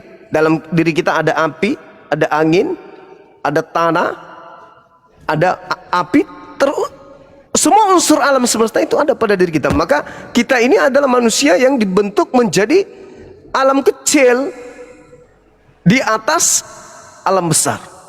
Nah, itulah hebatnya Tuhan menciptakan manusia. Nah, kebetulan saja dinyatakan di dalam Kejadian 1 nomor 26, Adam dicipta itu digambarkan selaras dengan penciptanya. Artinya dia harus menjadi pemimpin sebagaimana Allah pemimpin. Dia harus berkarya sebagaimana Allah mencipta. Dia harus menghukumi apa yang harus dihukumi sebagaimana Allah menghukumi makhluknya. Dia harus membahagiakan sebagaimana Allah bisa membahagiakan makhluknya. Jadi dikatakan Adam ini adalah serupa dengan Tuhan. Maksudnya sifat-sifat yang melekat pada diri Allah itu membias kepada makhluknya bernama manusia, bukan kepada makhluk yang lain. Nah, ketika ditafsirkan serupa dengan Allah, betul-betul Tuhan itu serupa dengan manusia, nah itu yang keliru.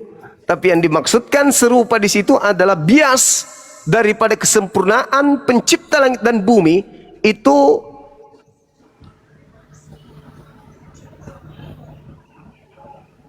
bisa kita lihat biasnya kepada kita manusia. Coba kita lihat bang, bagaimana manusia itu membuat komputer. Itu cara kerja Allah. Sekecil itu kita mampu kemudian mengurai bahwa Allah begitu sempurna menciptakan akal manusia ini untuk dititipkan. Nih, aku titipkan engkau sebagai bias dari pengetahuanku, aku titipkan samamu. Kita bisa membuat komputer, benda kecil berupa HP itu bisa kemudian mencakup seluruh dunia di dalamnya di benda kecil ini. Itu hebatnya manusia. Makanya kita serupa dalam arti kata bias sifat Allah itu ada pada diri manusia. Kita mampu berkarya menaklukkan bumi ini. Bayangkan benda ribuan ton bisa diterbangkan dari Indonesia ke Amerika hanya beberapa waktu, hanya beberapa jam saja. Gorila besar tapi tak sanggup. Buaya besar, gajah besar tapi tak sanggup. Amanah itu hanya diberikan kepada kita manusia. Makanya kalau kita mampu menaklukkan alam semesta ini dengan akal, maka kita pun mampu menaklukkan alam yang tidak jelas ini menjadi jelas menuju kepada pencipta. Maka dengan kekuatan akal manusia bisa sampai kepada Tuhannya. Tanpa Tuhan itu harus turun ke bumi menjadi makhluk. Pasti bisa. Pasti bisa. Karena kita berasal dari sana. Maka tentu kita bisa kembali kepada Dia yang telah menciptakan kita dengan akal ini. Makanya di Islam itu sanurihim ayatina fil afaqi wa fi anfusihim. Aku memperlihatkan tanda-tanda kebesaranku, tanda-tanda keberadaanku di segenap penjuru dan pada diri mereka sendiri, pada diri manusia. Orang yang menangkap dalil itu, memahami dalil itu, tidak perlu melihat Tuhannya untuk bersaksi. Melihat alam semesta, dia sudah bersaksi. Tidak ada Tuhan selain engkau. Selesai. Kok bisa? Aku melihat kau ada. Nih semuanya tersusun dengan rapi, warnanya, bentuknya, notnya, iramanya, gelombangnya, pasti engkau yang menciptakan. Tidak mungkin makhluk. Maka aku bersaksi, engkaulah Tuhan, tak ada yang lain. Selesai. Sesederhana itu kami bang dalam bertuhan. Karena kami paham Tuhan itu maha kuasa. Dan Tuhan itu mengatakan, aku menyatakan kebesaranku pada dirimu. Apa buktinya? Siapa yang menyusun indahnya urat-urat kita ini? Kita, gak mungkin. Pencipta kita bang. Maka Allah mengatakan, aku lebih dekat kepada dirimu daripada engkau ke urat lehermu. Urat leher dengan kita berapa jaraknya? Kurasa nggak ada jarak. Urat leher ya kita juga. Tapi Allah mengatakan enggak, aku lebih dekat. Apa buktinya? Kita nggak pernah melihat batok kepala paling belakang, padahal punya kita. Punggung kita ini di belakang nggak pernah kita tengok, padahal punya kita. Bahkan yang berbicara sekarang ini, yaitu Bang Zuma, aku nggak pernah lihat. Bang Zuma itu mana? Ini matanya, ini jidatnya, ini pipinya, ini tangannya, ini. Bang Zumanya mana? Kata Allah, yang ada hanya aku, kau nggak ada. Maka Tuhan mengatakan, aku menyatakan diriku pada dirimu. Aku lebih dekat kepadamu dari urat lehermu. Itu dalam Islam. Makanya Islam itu beribadah kompak ke masjid, tidak ada patung di sana, tidak ada bentuk Tuhan di sana, tetapi kami datang ke sana untuk menyembah karena kami paham Tuhan melihat hamba. Bukan kami yang melihat, tapi Tuhan yang maha melihat. Kami beribadah, ihsan namanya. Sembahlah Tuhanmu seakan-akan engkau melihatnya. Dan jika engkau tidak sampai pada level mampu melihatnya, yakini dan ketahuilah bahwa sesungguhnya Tuhanmu lah yang melihatmu. Maka sujud, ibadah. Makanya di Islam bang, orang yang benar-benar memahami ilmu makrifat, memahami tentang keberadaan Allah, mandi pun mereka malu untuk telanjang. Karena mereka sadar Tuhan maha melihat. Malu sama Tuhannya. Apalagi mau bermaksiat meskipun sendiri. Mandi saja dalam keadaan telanjang, orang-orang betul-betul menjaga imannya, mereka malu untuk telanjang. Malu di hadapan Tuhannya untuk mandi telanjang. Karena mereka merasa diawasi oleh Tuhannya. Apalagi mau bermaksiat. Tentu sudah tidak. Kalau dia menjaga imannya, teguhkan iman. Seperti itu saudaraku. Saya kira begitu terkait dengan Adam. Di Islam seperti itu adanya bang. Baik. Di dalam kelas doktoral teologi itu Pak, pernah saya ya berargumen gitu ya. Jadi saya itu tidak pernah mengenal Adam. Kenapa saya harus menanggung dosa yang karena ini kan doktrin ya Pak ya. Saya tidak pernah mengenal Adam.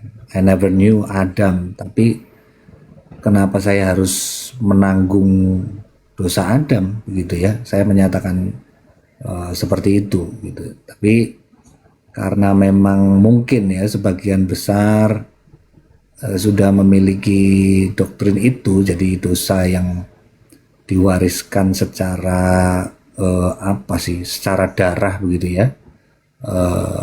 Jadi agak repot. Sementara yang begini Pak, kalau yang saya pahami ya, dosa yang diwariskan itu bukan secara dari keturunan, tapi ini mungkin ada kaitannya dengan kalau di perjanjian lama itu ada, aku akan membenci sampai keturunan ketiga dan keempat begitu ya Pak ya. Jadi itu diartikan sebagai karena keturunan langsung gitu, karena akibat dosa yang dilakukan nenek moyang gitu. Tapi kan yang bisa dipahami kalau di dalam Bible kan usia manusia itu di Kejadian 6 itu kan 120 Pak dulu ya. Jadi kalau dulu ada Tuhan berfirman, aku membenci sampai keturunan ketiga dan keempat itu, nah ada kata-katanya bahwa misalnya raja siapa begitu ya, dia hidup menurut apa yang ayahnya lakukan gitu. Jadi misalnya ayahnya berbuat kejahatan, kalau dia hidup menurut sama dengan apa yang ayahnya lakukan, ya dia adalah orang yang dibenci Tuhan. Misalkan dia pembuat kejahatan, ya dia adalah orang yang dibenci Tuhan. Jadi bukan karena keturunan ayahnya berbuat dosa terus anaknya menanggung dosa itu gitu, tapi karena ya itu senada dengan yang dicantumkan mungkin di dalam Yeskiel itu Pak ya. Bapak juga pasti tahu bahwa itu seorang anak tidak menanggung dosa bapaknya begitu. Jadi memang yang diwariskan itu adalah ajaran atau didikan aja, cara hidup yang salah. Misalkan saya mengajar anak saya, tapi itu kan nggak jauh-jauh ya Pak ya. Maksudnya kalau ini pembahasannya kemudian siapa pewaris dosa, itu ambilnya dari Adam. Ya menurut saya kalau ini terlalu jauh mungkin ya. Jadi kita ambil dari keturunan nenek moyang di atas kita aja. Misalkan dia membuat kejahatan terus mengajar kita anak-anaknya, anak, cucu, cicit gitu ya, masih diajar, ya kita bisa berbuat kejahatan juga. Demikian sih Pak. Jadi tidak secara mistik diturunkan melalui darah terus otomatis kita berdosa, dan itu dinamakan doktrin dosa bawaan gitu ya. Nah, dosa bawaannya harus dihapuskan melalui darah Yesus. Nah, itu kan terlalu menurut saya ya, menurut saya terlalu ini ya maksudnya. Ya itu aneh juga sih Pak. Iya. Gitu. Ada hal yang menarik seperti yang saudara saya uraikan barusan di Ulangan 5 nomor 9, di mana Tuhan akan membenci gitu ya. Aku akan membalaskan kesalahan orang keturunan pertama, kedua, ketiga, keempat. Tapi yang dimaksud di sana adalah orang-orang yang membenci aku katanya. Orang-orang yang membenci aku. Maksudnya membenci aku itu adalah membenci utusanku. Kenapa hal ini saya benarkan? Ulangan 59 ini saya benarkan.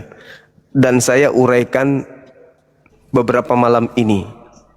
Saya katakan kepada teman-teman yang ngotot mengatakan ada mewariskan dosa. Saya katakan begini kepada teman-teman saya yang Kristen. Karena cinta Bang ya, bukan karena memusuhi mereka. Meskipun saya terkadang keras kepada mereka. Saya katakan sebenarnya kalau Anda ingin kali mendapatkan warisan dosa, pahamilah bahwa tidak ada Adam mewariskan dosa. Tetapi yang mewariskan dosa kepada kalian itu adalah orang-orang Farisi. Kenapa? Karena orang-orang Farisi ini membenci Yesus. Dan orang-orang Farisi ini berupaya membunuh Yesus. Di samping itu, Yesus sendiri yang memberikan takaran. Matius 23 nomor 32, 33, 34, 35, 36. Penuhilah takaran nenek moyangmu, wahai ular-ular, wahai keturunan ular-ular, ular beludak. Bagaimana mungkin engkau bisa meluputkan dirimu dari neraka? Tuh, Yesus sendiri yang menekankan. Apa alasannya rupanya aku enggak luput dari neraka? Yesus jawab, sebab engkau harus memenuhi takaran nenek moyangmu. Kau harus menanggung pertumpahan darah orang benar, mulai dari Habel sampai kepada Zakaria anak Bereknya.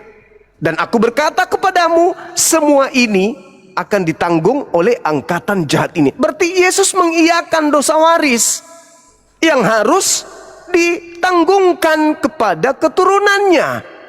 Dari Habel, pembunuhan Habel, sampai nabi-nabi dan rasul-rasul, nabi-nabi dan orang-orang bijaksana yang diutus sampai Zakaria. Dan ini harus ditanggung oleh angkatan jahat ini. Maka pada kesimpulan saya, ketika membaca Matius 23 di data 13 sampai data 36, di situ mohon maaf ada orang Farisi yang menjelajahi daratan, menyeberangi lautan, mentobatkan orang menjadi pengikut agamanya. Dan setelah orang ini menjadi pengikut orang Farisi tersebut, kau jadikan, kata Yesus, kau Farisi, kau jadikan orang tersebut menjadi orang neraka yang 2 kali lebih jahat daripada engkau sendiri. Artinya bahwa orang Farisi tidak ingin masuk neraka seorang diri. Mereka mencari mangsa lain dengan memberikan ajaran janji-janji, termasuk ajaran bahwa Adam mewariskan dosa dan Yesus orang benar ini harus mati menebus mereka. Termasuk itu. Sehingga teman-teman kita, saudara-saudara kita Kristen itu kelabakan mencari data. Emosi jadinya, ngamuk ke Bang Suma. Saya padahal cuman bertanya, di mana Adam dicipta untuk kekal di Eden? Tak ada. Di mana Adam dicipta lalu berdosa, dosanya ditanggungkan kepada keturunannya? Tak ada. Tetapi dalil mengatakan, Ulangan 59, aku akan menghukum keturunan pertama, kedua, ketiga, keempat dari orang-orang yang membenci aku. Siapa yang membenci aku? Yang membenci para utusanku, yang membunuh nabi-nabiku, termasuk Yesus. Jika dibunuh, jika dibenci, dimusuhi dan seterusnya, berarti dia sama halnya memusuhi aku. Sebab Yesus mengatakan apa? Barang siapa yang menyambut aku, dia tidak menyambut aku, tapi menyambut Bapa yang telah mengutus aku. Barang siapa yang percaya kepada aku, dia tidak percaya kepada aku, tapi percaya kepada dia yang mengutus aku. Barang siapa yang membunuh aku, berarti dia sama membunuh Bapakku yang telah mengutus aku. Maka penyaliban tidak akan pernah ada solusi untuk menyelamatkan manusia, yang nggak ada. Itu menurut Yesus. Itu menurut Yesus. Tapi angkatan jahat ini menjerat dengan tipu daya supaya bukan cuma dia doang yang ke neraka. Maka Yesus mengatakan, kau menjadikan dia menjadi orang neraka yang 2 kali lebih jahat daripada engkau. Nah, maaf kalau kita mencari orang Farisi yang menjelajahi daratan, menyeberangi lautan sampai ke Roma, sampai ke Antioquia, sampai ke Turki, sampai ke Alexandria, sampai ke Arab. Ya, Farisinya hanya Paulus, Bang. Tapi mungkin ada toko lain. Cuman ya kita mau baca di mana toko itu kita temukan. Saya sendiri tidak menemukan toko yang lain. Nah, kemudian ketika dikatakan 2 kali lebih jahat, ya sejahat-jahatnya orang Farisi, mereka tidak makan babi. Mereka tetap bersunat, mereka tetap ibadah Sabat, mereka tetap mengkitabkan Taurat. Tapi korbannya yaitu dia 2 kali lebih jahat. Terlepas bukan saudara kami Kristen, tapi tidak mungkin kami menuduh itu adalah Hindu, Buddha, apalagi menuduh Islam. Karena yang dikecam di sana adalah orang Farisi. Celakalah engkau wahai orang Farisi. Kau menjelahi daratan, mentobatkan orang menjadi pengikutmu. Setelah jadi pengikutmu, kau jadikan orang neraka yang 2 kali lebih jahat daripada engkau sendiri. Saya kira begitu, Bang. Kalau tadi Yesus menyatakan bahwa tadi Bapak ngomong di mana ya tadi? Matius 23. Matius berapa ya? 23. Oh, jadi maksudnya Yesus juga mengajarkan dosa waris begitu atau bagaimana? Iya, betul. Yesus mengajarkan dosa waris. Berarti yang itu di berarti yang itu mungkin salah begitu ya Pak atau bagaimana? Itu sudah betul, Bang. Sesuai dengan Ulangan 5:9 tadi. Aku akan menghukum. Aku akan menanggungkan kesalahan bapa kepada anaknya, kepada keturunannya, yang ketiga, yang keempat dari orang-orang yang membenci aku. Baik, Pak. Maksudnya, saya tadinya nangkapnya Bang Zuma itu tidak setuju ada dosa yang diwariskan. Ternyata bahasanya bagaimana tuh Pak? Atau bagaimana nih? Saya salah nangkap atau? Yesus tidak pernah mengajarkan Adam mewariskan dosa, nggak pernah. Adamnya. Iya, Adamnya. Tapi Yesus mengajarkan bahwa keturunan pembunuh para nabi itu mewariskan dosa kepada keturunannya, yaitu angkatan jahat. Makanya Yesus mengecam, celakalah engkau, wahai ular-ular, wahai keturunan ular beludak, bagaimana mungkin engkau meluputkan dirimu dari neraka? Engkau akan memenuhi takaran nenek moyangmu. Engkau akan menanggung semua darah yang telah ditumpahkan oleh nenek moyangmu, dari Habel sampai ke Zakaria. Dan aku berkata kepadamu, semua yang aku katakan ini akan ditanggung oleh angkatan jahat ini. Dan harus percaya dong kepada Yesus.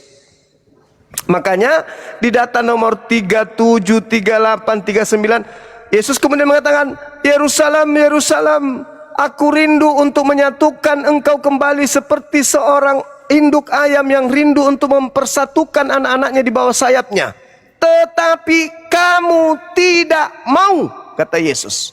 Maka lihatlah, mulai dari sekarang kotamu ini akan ditinggalkan dan menjadi sepi. Dan mulai sekarang kau tidak akan melihat aku lagi, sampai engkau berkata, diberkatilah dia yang datang dalam nama Tuhanmu. Itu akibat daripada itu Yesus mengatakan itu, dan betul. Dan kau tidak mau, kata Yesus, maka kampungmu ini Yerusalem ini akan menjadi kota mati yang sepi, yang akan ditinggalkan. Dan itu terjadi. Sehingga mereka harus mengais-ngais dengan cara membunuh, menjajah, dibunuh dan dijajah, untuk hanya menemukan tempat sebidang tanah untuk mereka tinggal sampai hari ini. Baik, itu perbedaannya, mohon maaf Pak, kalau perbedaannya dari sudut pandang Bapak, yang dosa waris yang diajarkan oleh Yesus dan dosa waris yang apakah Bapak menganggap Paulus juga mengajarkan dosa waris? Apakah ada perbedaan atau bagaimana itu? Yesus, Paulus mengajarkan dosa waris. Roma 5 nomor 12, oleh karena satu oranglah yang menyebabkan kemudian dosa menjalar ke dunia. Siapa satu orang itu? Adam. Tetapi di sisi lain, di 1 Timotius 2 nomor 14 nomor 15, dia juga yang mengatakan, tetapi bukan Adam yang jatuh ke dalam dosa, melainkan perempuan itu. Akan tetapi perempuan itu pun akan diselamatkan jika dia melakukan ketundukan kepada Tuhan. Itu kata Paulus sendiri. Paulus sendiri yang menerangkan itu. Artinya bahwa Paulus benar apa yang ada pada dirinya di dalam Roma 7 yang biasa saya bacakan kepada abang itu, bahwasanya pada diri Paulus itu ada dua kekuatan. Roma 7 ada dua kekuatan yang berperang di dalam dirinya, yaitu kekuatan-kekuatan dosa dan kekuatan-kekuatan iman. Dan yang bekerja adalah kekuatan-kekuatan dosa. Dia tidak berdaya melawan jasadnya yang tunduk kepada keinginan-keinginan dosa. Itu bisa dibaca tuh dari data 13 sampai 28. Nah, kalau kita lihat di dalam 1 Timotius 2, apa kata dia? Tetapi bukan Adam, lagi pula bukan Adam yang tergoda. Bukan Adam yang tergoda, melainkan perempuan itulah yang jatuh ke dalam dosa. Tetapi akan diselamatkan karena melahirkan anak, asalkan dia bertekun dalam iman dan kasih dan pengudusan dengan kesederhanaannya. Itu kata Paulus. Berarti memang tak ada dosa waris itu, nggak ada. Namun di sisi lain, karena ingin menjual darah Yesus, maka Paulus juga mengatakan satu orang Adam turun ke bumi. Nah, lalu kemudian Paulus tidak selesai sampai di situ. Bukan cuman Adam, tetapi Taurat pun dijadikan sebagai jajanan yang dijajakan kepada non-Yahudi. Galatia 3:13, bahwa dikatakan Kristus telah menebus kita dari kutuk hukum Taurat dengan jalan menjadi kutuk karena kita, sebab ada tertulis, terkutuklah orang yang digantung di atas tiang salib. Jadi bukan cuman Adam, Taurat juga. Demi apa? Demi untuk membuat saudara-saudara yang mereka ambil ini tertarik masuk ke dalam pengajarannya. Seperti itu, Bang. Itulah yang saya katakan tadi. Mohon maaf, simpul saya dalam kajian ini, Matius 23 nomor 15 itu, orang Farisi menjelajahi daratan, menyeberangi lautan, mentobatkan orang menjadi pengikutnya, dan pengikutnya dijadikannya menjadi orang neraka yang 2 kali lebih jahat daripada dirinya sendiri. Mungkin bukan Paulus, mungkin. Tapi siapa? Karena Yesus tidak mungkin berbohong. Harus ada yang menggenapi itu. Nah, kalau sekarang orang-orang pada membela bukan Paulus, Paulus itu justru bla bla bla, itulah wujud pembuktian bahwa 2 kali lebih jahat. Karena sudah pada nyata keadaan Yesus menjelaskan, nyata keadaan itu Bible menguraikan, tetapi tetap aja dibela. Itulah kata Yesus, pengikut yang kau masukkan menjadi orang neraka itu 2 kali lebih jahat. 2 kali lebih jahat. Nah, kalau percaya Yesus ya harus percaya Yesus, karena rahasianya bila mana percaya Yesus, orang itu tidak binasa, melainkan memperoleh hidup yang kekal. Berarti harus percaya Yesus nih, bahwa memang ada orang yang benar-benar disesatkan 2 kali lebih sesat, 2 kali lebih jahat. Karena kalau saya melihat, Bang, mohon maaf, mungkin pernah saya sajikan kepada saudara, kita pernah sharing Kisah Para Rasul 21 nomor 15 sampai nomor 26, di mana Paulus setelah kembali ke Yerusalem, beliau bertobat dari ajarannya sendiri. Bertobat dia dari ajarannya sendiri. Setelah kembali ke Yerusalem, bertobat, mentahirkan diri dan mempersembahkan persembahan di dalam bait suci.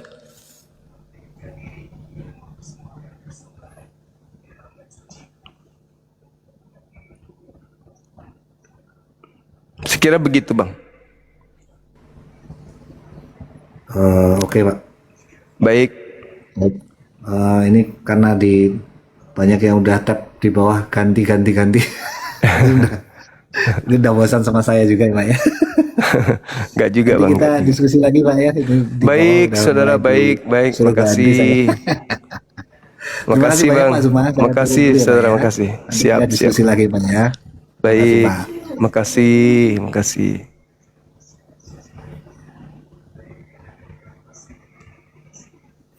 Ada pelajaran yang baik kita terima dari abang kita tadi, saudara kita tadi, bahwa ketika beliau mengatakan merasa aneh juga ketika darah Yesus dipakai untuk nebus dosa gitu. Ya, dia merasa itu sesuatu yang terlalu jauh gitu ya. Dosa Adam dan seterusnya. Dan saya pun memiliki analisa setelah belajar Bible ini. Ketika 4-5 tahun yang lalu pernah saya bahas tema tentang Matius 23 data 15 dan dosa waris yang dianut oleh angkatan jahat. Di situ saya berpikir, teman-teman, kalau darah Yesus sebagai darah orang benar ini tertumpah untuk dosa waris, berarti dari sejak Habel dosa waris itu sudah ditebus dengan darah Habel, atau dengan darah Zakaria, atau dengan Yahya Pembaptis, orang-orang kudus yang dibunuh oleh orang-orang Farisi atau orang-orang jahat. Maka saat itulah dosa waris itu dihapuskan. Kalau harus orang benar, harus darah manusia yang menjadi tebusan dosa. Maka bukan Yesus. Ada yang lebih dulu mati, orang suci, orang kudus dari Yesus. Bedanya, tidak ada yang membuat agama baru di luar mereka. Belum saatnya ada yang membuatnya. Nanti di saat Yesus baru penggenapannya. Maka ketika Yesus mengatakan, aku datang bukan untuk membatalkan tapi untuk menggenapi, maka penggenapannya itu tadi yaitu lahirnya orang yang meniadakan hukum Taurat, yang meniadakan kemuliaan Tuhan dengan membentuk satu sekte, di mana sekte itu Tuhan di sana diselaraskan dengan utusannya, dengan ciptaannya sendiri. Bahkan ada yang lucu, di situ muncul konsep pencipta dilahirkan oleh ciptaan. Apakah itu bukan cerminan kejahatan yang 2 kali lebih jahat daripada orang Farisi?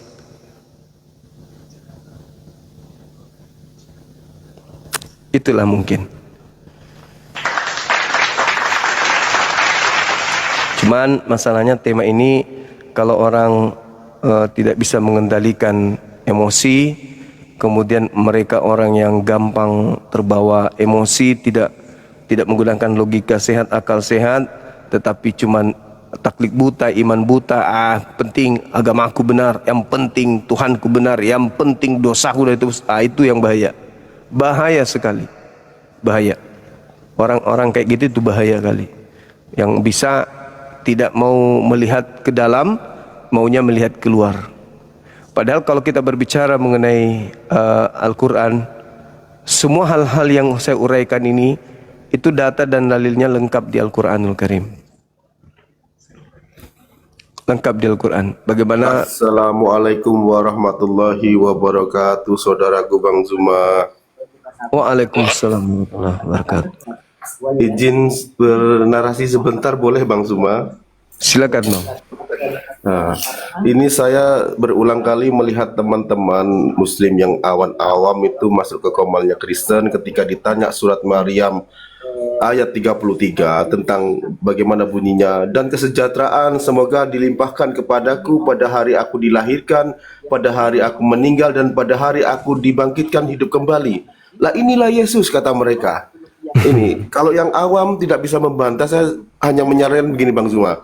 Saat surat Maryam ayat 33 itu Yesus berkata, itu belum kejadian penyalipan. Belum kejadian penyalipannya saudara-saudaraku. Tetapi kejadian penyalipan itu ada di surat An-Nisa 157 sampai 158. Itulah detik-detik keberadaan Nabi Isa terakhir kali. Ya, ada surat itu. Jadi kalau ada oten-oten yang hendak menyamakan surat Maryam dengan penyalipan Yesus, kata mereka, itu salah besar. Karena surat Maryam ayat 33 ini, keadaan Yesus, keadaan Nabi Isa belum ada peristiwa penyalipan. Dia berkata seperti ini. Bukan begitu Bang Zuma? Betul sekali. Betul. Tidak ada hubungannya Nah, dengan itu penyaliban. Betul tuh. Untuk teman-teman, sebaiknya yang awam-awam itu agar tidak terjebak oleh tipu-tipu oten. Jadi serahkan itu di surat, bantah mereka dengan ini. Inilah detik-detik keberadaan Nabi Isa alaihi salam, ada di surat An-Nisa 157 sampai 158. Di situ tidak dijelaskan ia meninggal, tetapi diangkat oleh Allah Subhanahu wa taala, Tuhan kita semua umat manusia.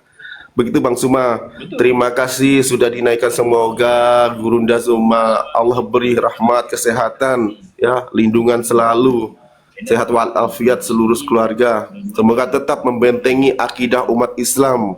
Terima kasih banyak sudah dinaikkan, merasa terhormat dan tersanjung oleh Bang Zuma.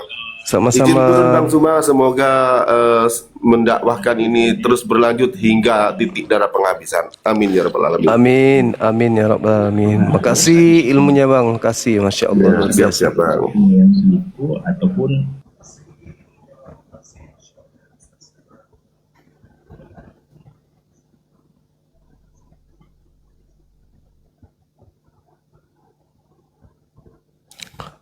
Oh, turun ya.